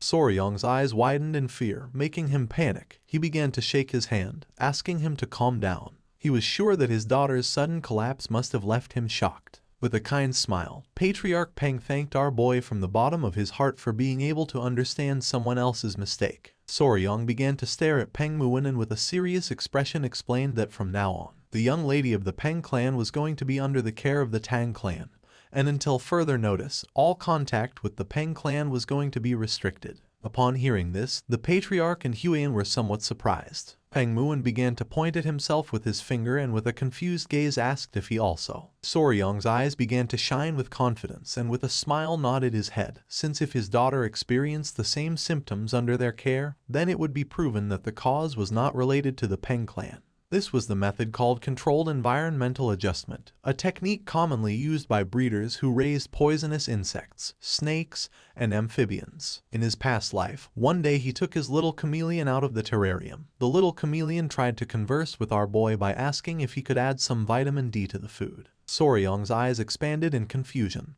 leaving him in shock. If only the creatures they cared for could tell them this part hurts, things would be much simpler. But there was no way since humans could not communicate with them directly. That's why they systematically changed aspects of their environment, such as habitat and food, to identify what was making the creature feel sick. Back in the present, Ying, who had collapsed, had a red face and was breathing heavily. Soryong planned to use this method to diagnose her. He wanted to completely reset her environment and gradually reintroduce elements to identify the trigger since they couldn't just sit and let her keep collapsing without knowing why. The patriarch began to touch his beard and with a curious expression realized that Soryong was right since, with some time, they would be able to discover the cause of her condition. He could not help but praise his son-in-law for having such a good idea. Soryong's eyes widened in nervousness, making him panic, while on the other hand, Huyen closed her eyes and felt relieved. Peng Muin understood Soryong's plan, and his body began to tremble. He hugged his daughter and, with tears in his eyes, asked Soryong to please take good care of her. Our boy's eyes began to shine with confidence. He placed his hand over his chest and, with a smile, asked him to trust him. What no one knew was that he had raised countless creatures, and a little girl was nothing in comparison. The next day, little Ying woke up and her eyes filled with tears. This was not going to be as easy as Soryong had hoped. Ying started crying, and upon seeing this, our boy panicked, not knowing what to do. Ying started crying even more. Soryong put his hands on top of his head and his eyes widened in confusion since the moment she had regained consciousness, she had begun to cry. Meanwhile, Lady Huyen and Soryong's mother-in-law were outside gathering essential supplies to care for Ying, so Soryong was left alone with an unpredictable little child. He approached the bed and with a confused expression asked if she was sleepy or hungry. He didn't know what to do. Several minutes passed and Ying did not stop crying. Soryong put his hands together and with a confused smile asked if she was crying because Lord Peng was not here. Pointing outside, he explained that her father had gone to get medicine for her, promising that he would return soon. Still with tears in her eyes, Ying puffed up her cheeks and said that she wanted sweets. Our boy started sweating in surprise upon seeing that she was crying because she wanted sweets, and not because her father was not here. Ying started crying even more since all her sweets were gone and now she was all alone. Soryong remembered that when Huyen had changed her clothes, she had discovered that she had a lot of hidden pockets just for sweets, leaving her somewhat surprised. With a kind smile, he asked her to calm down, explaining that she had just woken up after collapsing so she shouldn't eat sweets right now, advising that for now, she should eat some rice porridge since later he was going to make some sweets for her. Upon hearing this, she stopped crying and with a surprised expression asked if he was really going to make sweets for her. Soryong began to show one finger and explained that if Lady Peng ate her porridge well and was obedient, he would make candied fruit skewers just for her. The little girl's eyes widened in surprise. She closed her eyes and with a tender smile decided to make a promise with him. She clenched her fist and with a smile revealed that the Peng clan always kept its promises. If she broke hers, he could hit her in the face. Soryong lowered his head and couldn't help but feel somewhat disappointed, not knowing why the damn Peng clan taught these kinds of things to children. It was daytime and the sky was clear. Somewhere in the manor, Peng Muin was hiding among the bushes. His eyes were full of seriousness as lately he had been burdened with worry. Ying, who was playing with one of the bees, and Huyen passed in front of him. Peng Muin's eyes filled with tears as he could only see Ying from afar. You see, due to the rule of no contact with the Peng clan, he could not see his daughter. Soryong's attention was fixed on him. He put his hand over his mouth and with a confused expression asked what he was doing here. Upon hearing our boy's voice, Peng Muin went on alert, and without wasting a second, grabbed Soryong and pulled him into the bushes. With a worried gaze, he asked how Ying was doing. Soryong's eyes, as he lay on the ground, widened in confusion. He sat in front of the patriarch and mentioned that she was eating well and was obedient. Upon hearing that she was eating well, the patriarch's jaw dropped in surprise. Our boy revealed that she had devoured an entire plate of fried pork. Peng Muin was in shock, not knowing how Soryong had made her eat, to which he responded that she had eaten it by herself. Peng Muin's eyes widened in surprise and confusion. Just then, someone wearing a red dress appeared. Their attention was fixed on it, and their eyes expanded in surprise. It was Huiyan. With a kind smile, she greeted the lord of the Peng clan with respect. In response, with a grateful smile, Peng Muan thanked her for taking care of his daughter. With a calm gaze, she mentioned that Ying was asking where older brother Soryang had gone. Upon hearing older brother, Peng Muan couldn't help but feel furious, while on the other hand, Soryang was somewhat confused. Peng Muan's eyes began to shine with rage since not even he had had a proper conversation with her, without knowing when they had become so close. Seeing his expression, our boy's jaw dropped in fear. Peng Muan exploded with fury, wanting to know since when she had started calling him older brother. Soryang clenched his teeth and without wasting another second, ran out of the place. Peng Muan put his hands on top of his head and started going crazy. Huiyan turned towards him and with a cheerful smile asked if he was heading to the training grounds again. Our boy explained to her that after playing a little with the golden-haired king bees, Ying was more obedient. Soryang started running towards the training grounds, realizing that the golden-haired king bees also felt affection for Ying. A few minutes later, he arrived at the training grounds where little Ying was playing with one of the bees. She held the bee in her arms and with a cheerful smile greeted our boy. Ying started playing with the bee and then more bees began to arrive. One of them climbed onto her head and another started licking her cheek. She couldn't help but smile as she felt ticklish. Soryang's attention, who had his arms crossed, was fixed on her, and a smile appeared on his face since thanks to these little creatures, he had been able to bond with Ying very quickly. One of the bees climbed onto his head, and our boy's eyes began to shine with seriousness, realizing that the adorable golden-haired king bees loved Ying because she had spilled sugar syrup on herself while eating sweets, not knowing if they were mistaking her for food. Ying knew that the bees liked her, so now she threw a tantrum every day, demanding to visit them. Just then, the queen bee emerged from the tree. Ying, who was playing with the bees, turned towards Soryang, started pointing at the tree and with a smile said that the queen bee was there. Soryang sat on the bench and asked Ying not to ask the queen bee to play since she was busy. In response, she closed her eyes and nodded her head. Soryang felt happy thinking that if he had a younger sister, he would feel like this, realizing that taking care of children was not so bad. Ying raised her hand and called his attention, saying that there was another bee. Upon hearing this, our boy's eyes widened in surprise. He brought his hand to his mouth and with a worried gaze asked her to be careful since some bees stung. Just then, she started screaming as she had been stung. Soryang panicked and started running towards her, asking if she was okay. She had a small sting on her arm. With a worried gaze, our boy explained that she should be careful.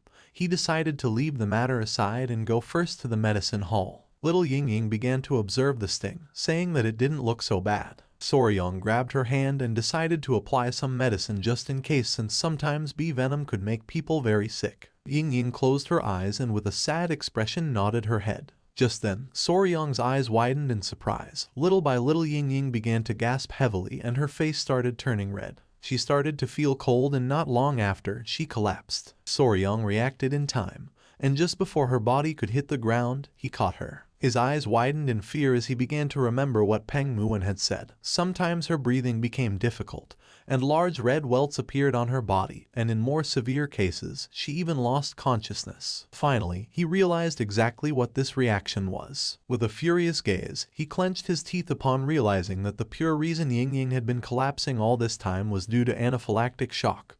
More precisely, anaphylaxis. Anaphylaxis is a severe allergic reaction caused by a hyperactive immune response. Usually, when harmful foreign substances or toxins enter the body, the immune system immediately launches an attack to eliminate the threat. When toxins entered the body, they were like thieves entering your house. This causes the cells to run away from the place since the toxins destroy cell membranes. The immune response to these invaders is known as inflammation. The body releases histamine, which dilates blood vessels, allowing white blood cells and antibodies to flood in and neutralize the invader. But the problem arises when the body overreacts to certain harmless substances, widening the vessels even more. When histamine is released in excess and malfunctions due to a hyperactive immune response, the blood vessels throughout the body dilate rapidly, causing a dangerous drop in blood pressure, and since oxygen does not reach the brain and important organs, they stop functioning properly. In extreme cases, anaphylaxis can become lethal. Soryang carried little Ying on his back and with a determined expression,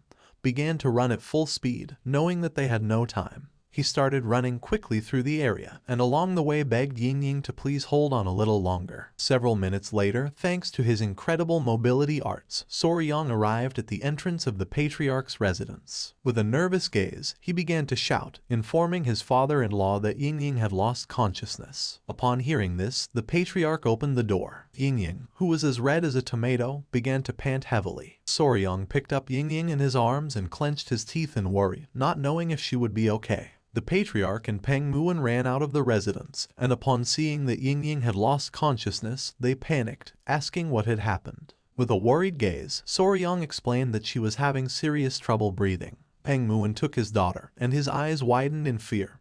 He reached out and decided to pour his internal energy to stabilize her. The patriarch sat beside them and remained silently observing. Little by little, the breathing of little Ying began to stabilize, and the red rashes started to disappear. In a matter of seconds, the red rashes disappeared, and Ying's breathing returned to normal. Seeing this, Soryang closed his eyes, fell on his butt to the ground, and let out a sigh of relief, thinking that internal energy was incredible. The primary treatment for anaphylaxis was to stabilize blood pressure and ensure an open airway for breathing. In modern medicine, this was done using epinephrine, steroids, and antihistamines, and in more severe cases, intubation was required to help with breathing. But in this world, Kai-based techniques solved everything, and it was no surprise that Soryang found it impressive. The patriarch's gaze fixed on Ying, and his eyes filled with seriousness as he realized that the symptoms were the same as last time. He turned to Soryang and, remembering that he was with her, asked if he had seen what had triggered the reaction. Peng Muin's eyes widened with curiosity. He asked if Soryang knew what had caused her to faint. Our boy sat in front of them and nodded his head, explaining that he had seen it clearly. With a confident expression, Soryang began to show a finger, revealing that Ying had collapsed after being stung by a bee. Upon hearing this, Peng Muin and the patriarch's jaws dropped in surprise. They could not believe that a bee had been the trigger for the allergic reaction. The patriarch began to stroke his beard and thought that although it was rare, there were cases of people fainting after being stung by a bee. But he knew that this did not explain why she had collapsed all those other times. Peng Muin's eyes widened in surprise. He thought that the patriarch was right, since if a bee sting were the cause, she would not have made it this far. He was somewhat confused because this meant that they still did not know what the cause was. The patriarch let out a sigh as they could not find any clear connection. But just before he could finish the sentence, Soryang closed his eyes and nodded with a smile, revealing that he had found what the cause was. The patriarch's eyes widened in surprise and curiosity. He was in shock and asked if Soryang was really telling the truth. With a smile, our boy revealed that Ying being stung by a bee had helped him discover the true cause. Peng Muin's jaw dropped in surprise. He demanded that Soryang explain himself. Our boy decided to explain in detail. Peng Muin's face filled with sweat, while on the other hand, the patriarch's eyes widened with suspicion. Soryang's attention was fixed on little Ying. He closed his eyes and with a smile mentioned that first they had to remove her clothes. It was already dusk. Someone closed the door of a room. It was Huan, who turned around and with a sincere gaze admitted that it was just as Soryang had said. Those eruptions on her body made it difficult to see at first, but beneath them there were some old marks, and now new ones had appeared. Behind her were Soryang, who had a bump on his head, the patriarch, and Peng Muin. The patriarch, who had his arms crossed, began to smile, while on the other side Peng Muin's eyes widened with happiness, thinking that Soryang was right. Just then, the matriarch opened the door and with a serious gaze asked everyone to remain silent since she had not yet regained consciousness. Upon hearing this, everyone nodded their heads. Peng Muin brought his fist to his mouth, closed his eyes, and coughed, admitting that it was just as Soryang had mentioned. There were additional marks beyond just the rash. Soryang, who had a giant bump on his head, began observing him in silence. With a sad and confused gaze, Peng Muin asked why his daughter had been fainting all this time. With a confident tone, Soryang revealed that it was due to bee venom poisoning. Peng Muin's eyes filled with confusion as he recalled that the patriarch had said that was not the cause. Besides, there was no way they wouldn't notice a bee sting, and their courtyard had no flowers, only stone pavement, so there was no reason for the bees to be there. He wanted to know what made Soryang think it was bee venom. Soryang closed his eyes, started touching his chin, and thought that he was right since a bee sting would have been noticeable. But he had no doubt that her symptoms matched perfectly with anaphylaxis caused by bee venom. Little by little, our boy began to open his eyes, which started to shine. His mind was like a giant bookshelf full of books about poisonous creatures. His eyes began to shine with seriousness. He started touching his cheek and knew that what he needed to find out was another creature that had the same venom as a bee, one that contained melatonin or peptides that triggered swelling and difficulty breathing. He began to imagine the forest of Hebei province in China, which had a temperate western climate. Several poisonous creatures appeared in front of him. Among them was the white-lipped pit viper known as the Chinese cobra, the Chinese scorpion, the Chinese red ant, and the red-chested ant. Soryong began to touch his chin and decided to discard the snakes and scorpions. Peng Muin's and the patriarch's attention focused on him, and their eyes widened in confusion. They did not know what he was doing. He began to imagine little Yingying eating sweets. He had to find an environment where she would often be bitten by that creature, something she did frequently. He remembered that she loved to eat sweets. His eyes widened in surprise as he recalled that Yingying had a secret pocket in her clothes to hide sweets. He couldn't help but smile as he found the cause. He stood firm with his decision, mentioning that he was sure it was bee venom, asking them to trust him. Huiyan's attention was fixed on our boy, and her eyes filled with confusion. Peng Muin was somewhat furious and mentioned again that there were no bees in the Peng clan residence. Soryong turned to them and with a confident smile said that those from the Tang clan would know, the venom does not affect everyone in the same way. For some, even an infinitesimal amount could be lethal, while others could withstand 10 times that amount without problems. Peng Muin's jaw dropped, and he began to sweat without understanding a single word. The patriarch reached out to him and, with a sincere gaze, argued that Soryong was right since even with the same poison, the effects varied from person to person. Soryong extended his hands, explaining that as they had seen, Yingying was particularly sensitive to bee venom. Huiyan remained silently listening, while on the other side, Peng Muin and the patriarch nodded their heads. Soryong's eyes began to shine with confidence. He started touching his head with his finger and said that one thing was certain, she was vulnerable to bee venom. But since there were no bees in their house, that only left one possibility. Peng Muin started to observe our boy and couldn't help but sweat. Somewhere in the manor, the queen bee was lying on the ground with a tender gaze next to another bee. Soryong revealed that the culprit was in fact a bee, but a very special kind. Several hours later night fell. Soryong was crouched on the ground next to some rocks. Huiyan was illuminating the area with a fire lamp and behind were the patriarchs. The patriarch started to observe our boy with a confused gaze. Peng Muin's eyes expanded with curiosity, and he asked if Soryong was sure that it was here. Soryong's eyes began to shine with confidence. With a smile he said that he was sure this was the place. He asked Huiyan if she could illuminate the area a little. Huiyan's eyes, who was holding the fire lamp, widened with curiosity, and she nodded her head. Soryong left a candy on the ground and not long after, several small ants emerged from the stones and began to devour the candy. One of the small ants started eating another ant, which began to call for help. Using some chopsticks, Soryong grabbed the ant and with a confident gaze revealed that this guy was the culprit. The attention of Peng Muin and the patriarch was fixed on the ant. They were in shock since this insect was an ant and not a bee. Soryong asked them to look closely since, after all, this ant was a collateral relative of the bees. Peng Muin began to observe the ant carefully, not knowing what Soryong was talking about. Several seconds later, the patriarch's eyes widened in fear, leaving them in shock. The little ant was furious and upon looking closely they noticed that it had a massive stinger on its backside. They could not believe that an ant had such a large stinger. The patriarch finally realized what Soryong meant by them being collateral relatives, while on the other hand, Peng Muin was left open-mouthed upon seeing an ant with such a large stinger. Soryong began staring at them, revealing that this creature was the collateral relative of the bee that had caused Yingying to collapse, a real stinger ant. Peng Muin's gaze fixed on the ant, and he couldn't help but sweat, while on the other hand, the patriarch was in shock. This ant was the true culprit behind Yingying's condition, belonging to the order Hymenoptera, family Formicidae, known as the Asian needle ant. The king stinger ant or Pachycondyla chinensis was from the order Hymenoptera, from the family Formicidae, and from the subfamily Ponrani. Many must be wondering what the hell ants had to do with stingers. It was simple. These stinger ants had evolved from the same ancestor as bees, which meant that they had retained many characteristics similar to those of bees. In fact, studies on the venom of stinger ants and bees had shown that people who suffered anaphylaxis from stinger ant venom also tended to react in the same way to bee venom.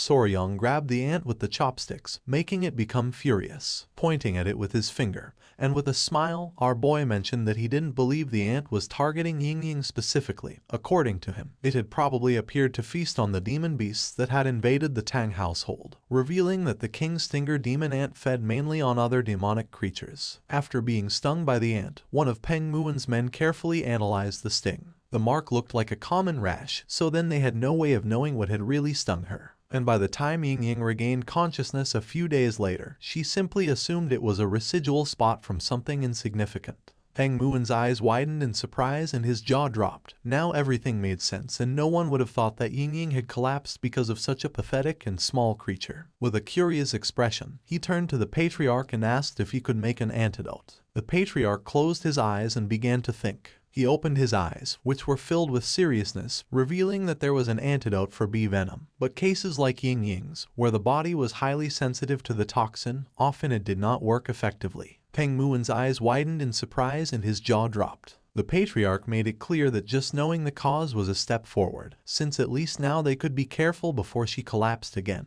Peng Muen couldn't help clenching his teeth and feeling furious, but then let out a sigh. He began to observe our boy and with a smile thanked him. Soryang's eyes began to shine with joy and he nodded his head, saying that there was nothing to thank for. With a confident expression, our boy asked Peng Muen not to worry since there was a way to treat Ying and even though it was slow, it existed. Upon hearing this, the patriarchs were in shock. Peng Muen extended his hand and asked Soryang to tell him what it was. Soryang began touching his cheek and with a calm gaze mentioned that it was something called desensitization. Huiyen's attention fixed on our boy. She didn't know what he had in mind. Soryang began to explain himself. Peng Muen's eyes filled with confusion and he asked if they had to undress Ying again. Soryang began to sweat and with a nervous expression explained that it was a treatment where small amounts of bee venom were injected into the patient's body over time, gradually decreasing sensitivity to the toxin, so it was normal that it was going to take some time. With an angry expression, Huiyen was already ready to give Soryang a good lesson. He was sure that once the treatment was complete, Ying would no longer collapse from the venom. The patriarch, with a surprised expression, crossed his arms, realizing that Soryang's method was viable, since even in the Tang clan they had similar techniques. They introduced venom gradually into the body to develop resistance. Peng Muen clenched his fist, asking if once the treatment was over, Ying would no longer collapse. With a smile, the patriarch nodded his head. It was going to take a long time, but it should be possible. Upon hearing this, a pleasant smile appeared on Peng Muen's face. He closed his eyes and patted Soryang on the back, thanking him for having saved his daughter. Our boy started touching his head in embarrassment. The patriarch and Huiyen couldn't help but smile. Peng Muen's eyes began to shine with joy. He grabbed our boy by the shoulders. After receiving such help, there was no way he would simply let it pass, so he asked if there was something that Soryang wanted. Whatever it was, Soryang only had to name it and he would grant it to him. Our boy started to sweat, then closed his eyes and felt somewhat confused, not knowing what was wrong with the people of this world. At the moment he helped them, they began to throw blank checks. With a grateful expression, Soryang greeted Patriarch Peng, saying that Ying was his little sister, so there was no way he could expect a reward in return. Peng Muen started laughing and gave Soryang another pat on the back, explaining that there was no such thing as modesty in the Peng clan, asking our boy to say what he wanted as a reward. The slap was so strong that Soryang began to scream in pain. He knew that if he didn't say something right now, he was going to die. Just then, our boy's eyes widened in surprise. With a joyful gaze and mouth watering, he asked if Peng Muen could join him for a mountain tour. Peng Muen became somewhat confused. The next day, Peng Muen, Soryang, Gu Pi and Huiyen went to Mount Ganga, which was in Sichuan province. Everyone's attention was fixed on the beautiful waterfall. No one had seen anything so beautiful. With a smile, Peng Muen mentioned that this was a magnificent mountain. Soryang began to laugh, explaining that it was said there was even a beautiful stone cliff. Huiyen stepped forward and her attention fixed on the waterfall. With a smile, she admitted that according to the general, this should be the place. With a confident expression, Soryang thought that she was right, since this should be the waterfall and the rock he had mentioned. Our boy felt somewhat confused since he didn't know how they were going to reach the cave that was behind the waterfall. Upon hearing this, Peng Muen turned toward them and an idea came to his mind. With a surprised gaze, he remembered that Soryang had said that he had only recently started learning mobility arts, realizing that he was not familiar with the technique of wave-stepping swallow flight. With a curious expression, our boy asked what that was. At first, Peng Muon began to smile, but then his smile disappeared and his eyes filled with confusion. He grabbed Soryong by the shirt and lifted him into the air. Explaining was painful, so he decided to teach him directly. Our boy's eyes filled with fear, causing him to start sweating, while on the other side, Huiyin put her hand over her mouth and couldn't help but go into shock. Using all his strength, Peng Muon threw Soryong toward the waterfall, and upon seeing this, Huiyin panicked. Our boy landed near the waterfall, and while he was gasping heavily, Peng Muon also landed in front of him. He put his hands on his waist and started laughing, thinking that he had a pretty agile body. Our boy fell to his knees on the ground, thinking that this guy was crazy. Huiyin also arrived at the area and with a worried expression asked if Soryong was okay. She helped Soryong sit down, and when looking forward she realized that this seemed to be the entrance of the cavern. The eyes of our boy filled with surprise, since an entrance hidden behind a waterfall was mysterious. The eyes of Peng Muon began to shine with joy. He decided it was time to enter and find out what was inside the cavern. A few minutes later, while the water from the waterfall was falling into the river, Soryong and the others entered the cavern. The eyes of our boy and Huiyin widened in surprise, leaving them in shock. With a worried gaze, he admitted that something felt strange. Huiyin, who was beside him, began to observe the place and nodded her head. In front of them were small rocks, and on top there were bright crystals, surrounded by dead plants. They knew there was no way that the general had lied. The interior of the cavern was nothing like what they had expected. Soryong sat next to the crystals and began to observe them carefully. This was how Eagle, who, the general of the Miram Alliance, had described it. A ray of light falls in the center of the cavern, and the ground is covered with countless nameless flowers in full bloom. It is mysterious and strange beyond words, like another world, a paradise. Peng Muon and the others began to walk around the area. Our boy's attention was fixed on the dead plants. For him this was like hell, nothing like paradise. Huiyin, who was walking behind them, admitted that although light entered through the hole in the ceiling of the cavern, there were no blooming plants. In fact, they all seemed withered and wilted. With a serious gaze, Peng Muon realized that a sacred beast was altering the environment around it. His attention fixed on the rocks, realizing that a cold kai was radiating from the center rock. With a sincere expression, Soryong admitted that the elder was right. Peng Muon grabbed his sword and asked them to stay behind him. Slowly, Peng Muon began to walk toward the rocks. His eyes began to shine with seriousness, realizing that this was a very serious cold. Just then, a creature let out a powerful roar. Soryong's and Huiyin's eyes filled with surprise. Peng Muon's eyes began to shine with seriousness.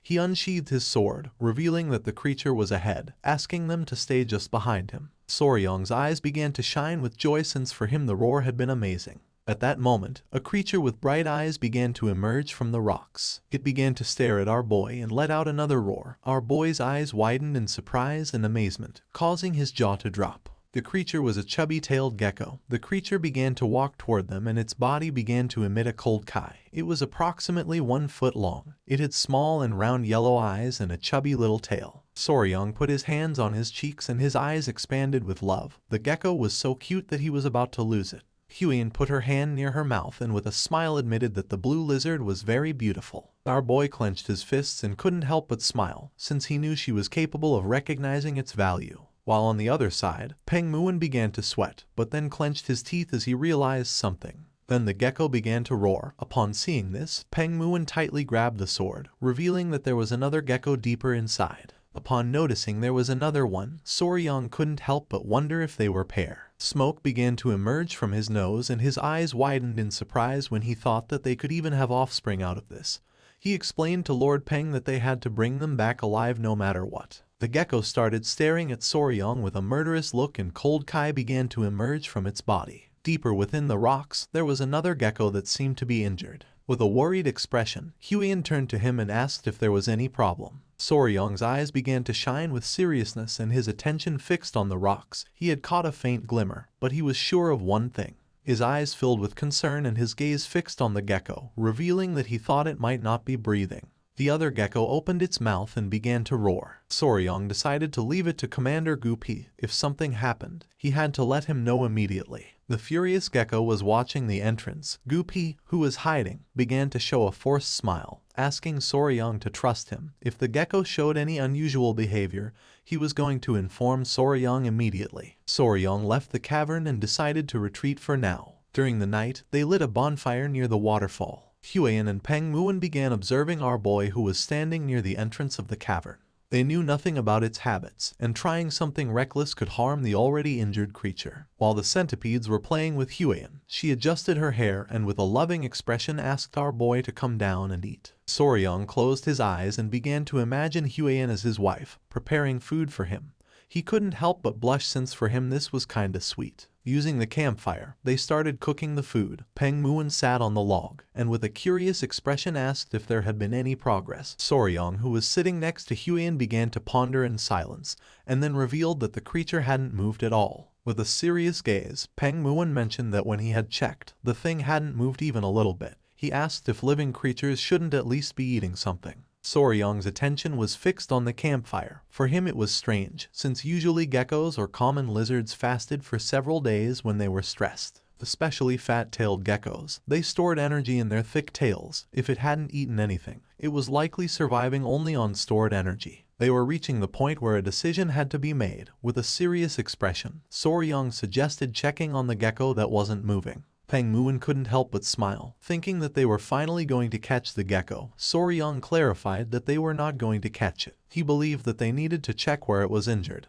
and if it got hungry, it could even eat something. He wanted Peng Muon to lure out the gecko that was watching the entrance. Upon hearing this, he couldn't help but feel somewhat surprised. Showing his bicep and a smile, Peng Muon asked if it wouldn't be easier to knock it out with a single blow. That way they would get both the healthy one and the injured one. Our boy started sweating, knowing that the gecko was going to die on the spot after being hit by those muscles. With a forced smile, our boy explained that if Peng Muon smacked it, even the rock thing that repelled General Jekyll, whose men could drop dead on the spot.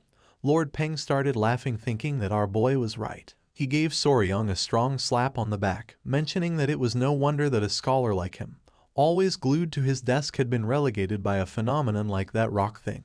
He thought that if he hit the gecko, he could kill it. With a serious gaze, Peng Muon asked if the plan was to subdue the gecko gently. Showing one finger, Soryong said that was the best move. With the help of a stick, Soryong began to draw on the ground, explaining that first, Peng Muon was going to lure out the lively gecko, then he and Huiyan were going to check on the one that seemed to be injured during that time. Huiyan threw some rocks on the ground, explaining that in the meantime, the poison division could block the path to Soryong.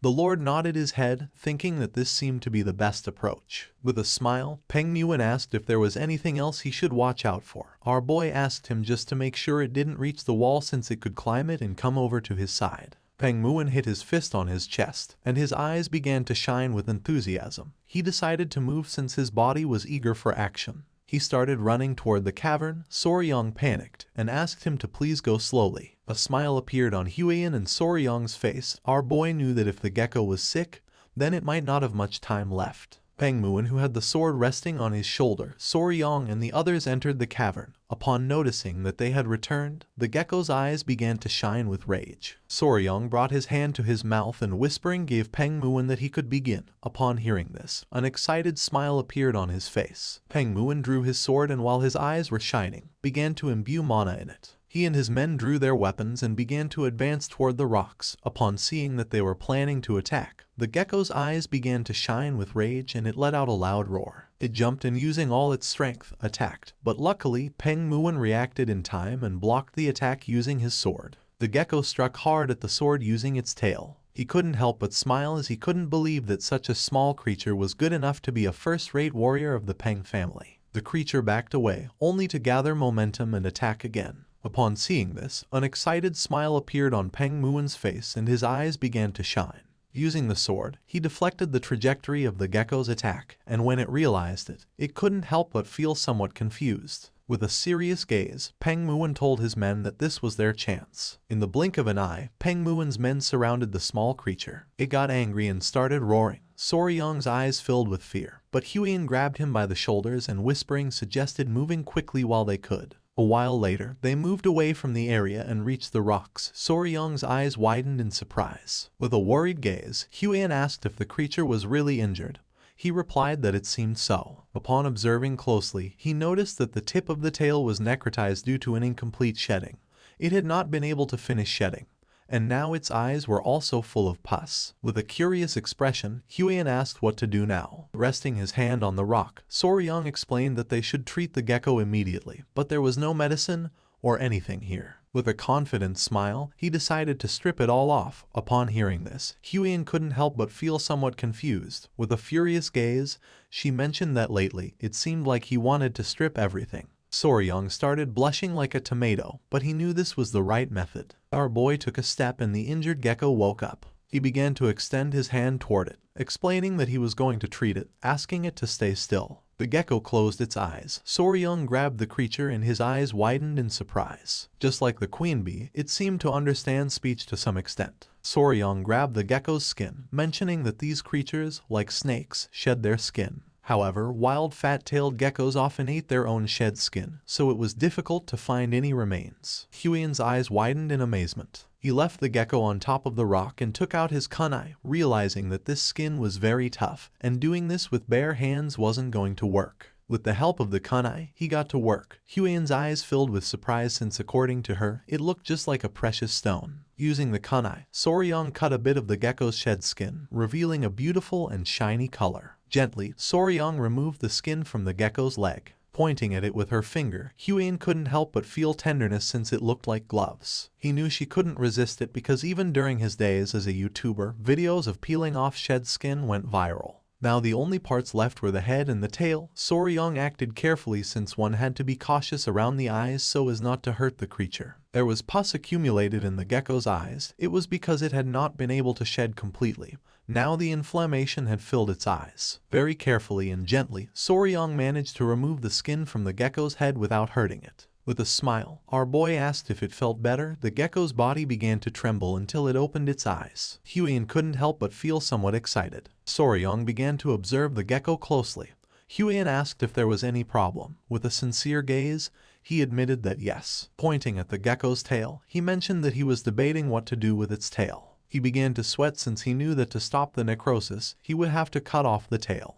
But in its current state, cutting it could kill it instead. Just then, Pengmuan began to shout, asking Soryang to be careful. Upon hearing this, he and Huiyan went on alert. Pengmuan revealed that they had lost the gecko. Just then, the gecko appeared behind them. The creature's eyes began to shine with hatred. Upon noticing this, our boy panicked and asked it to calm down. Showing the kunai and holding the gecko in his arms, Soryang explained that he was only trying to help and treat its friend. Our boy's attention was fixed on the kunai and his eyes filled with surprise and confusion. Upon seeing the weapon, the gecko exploded with rage and began to roar.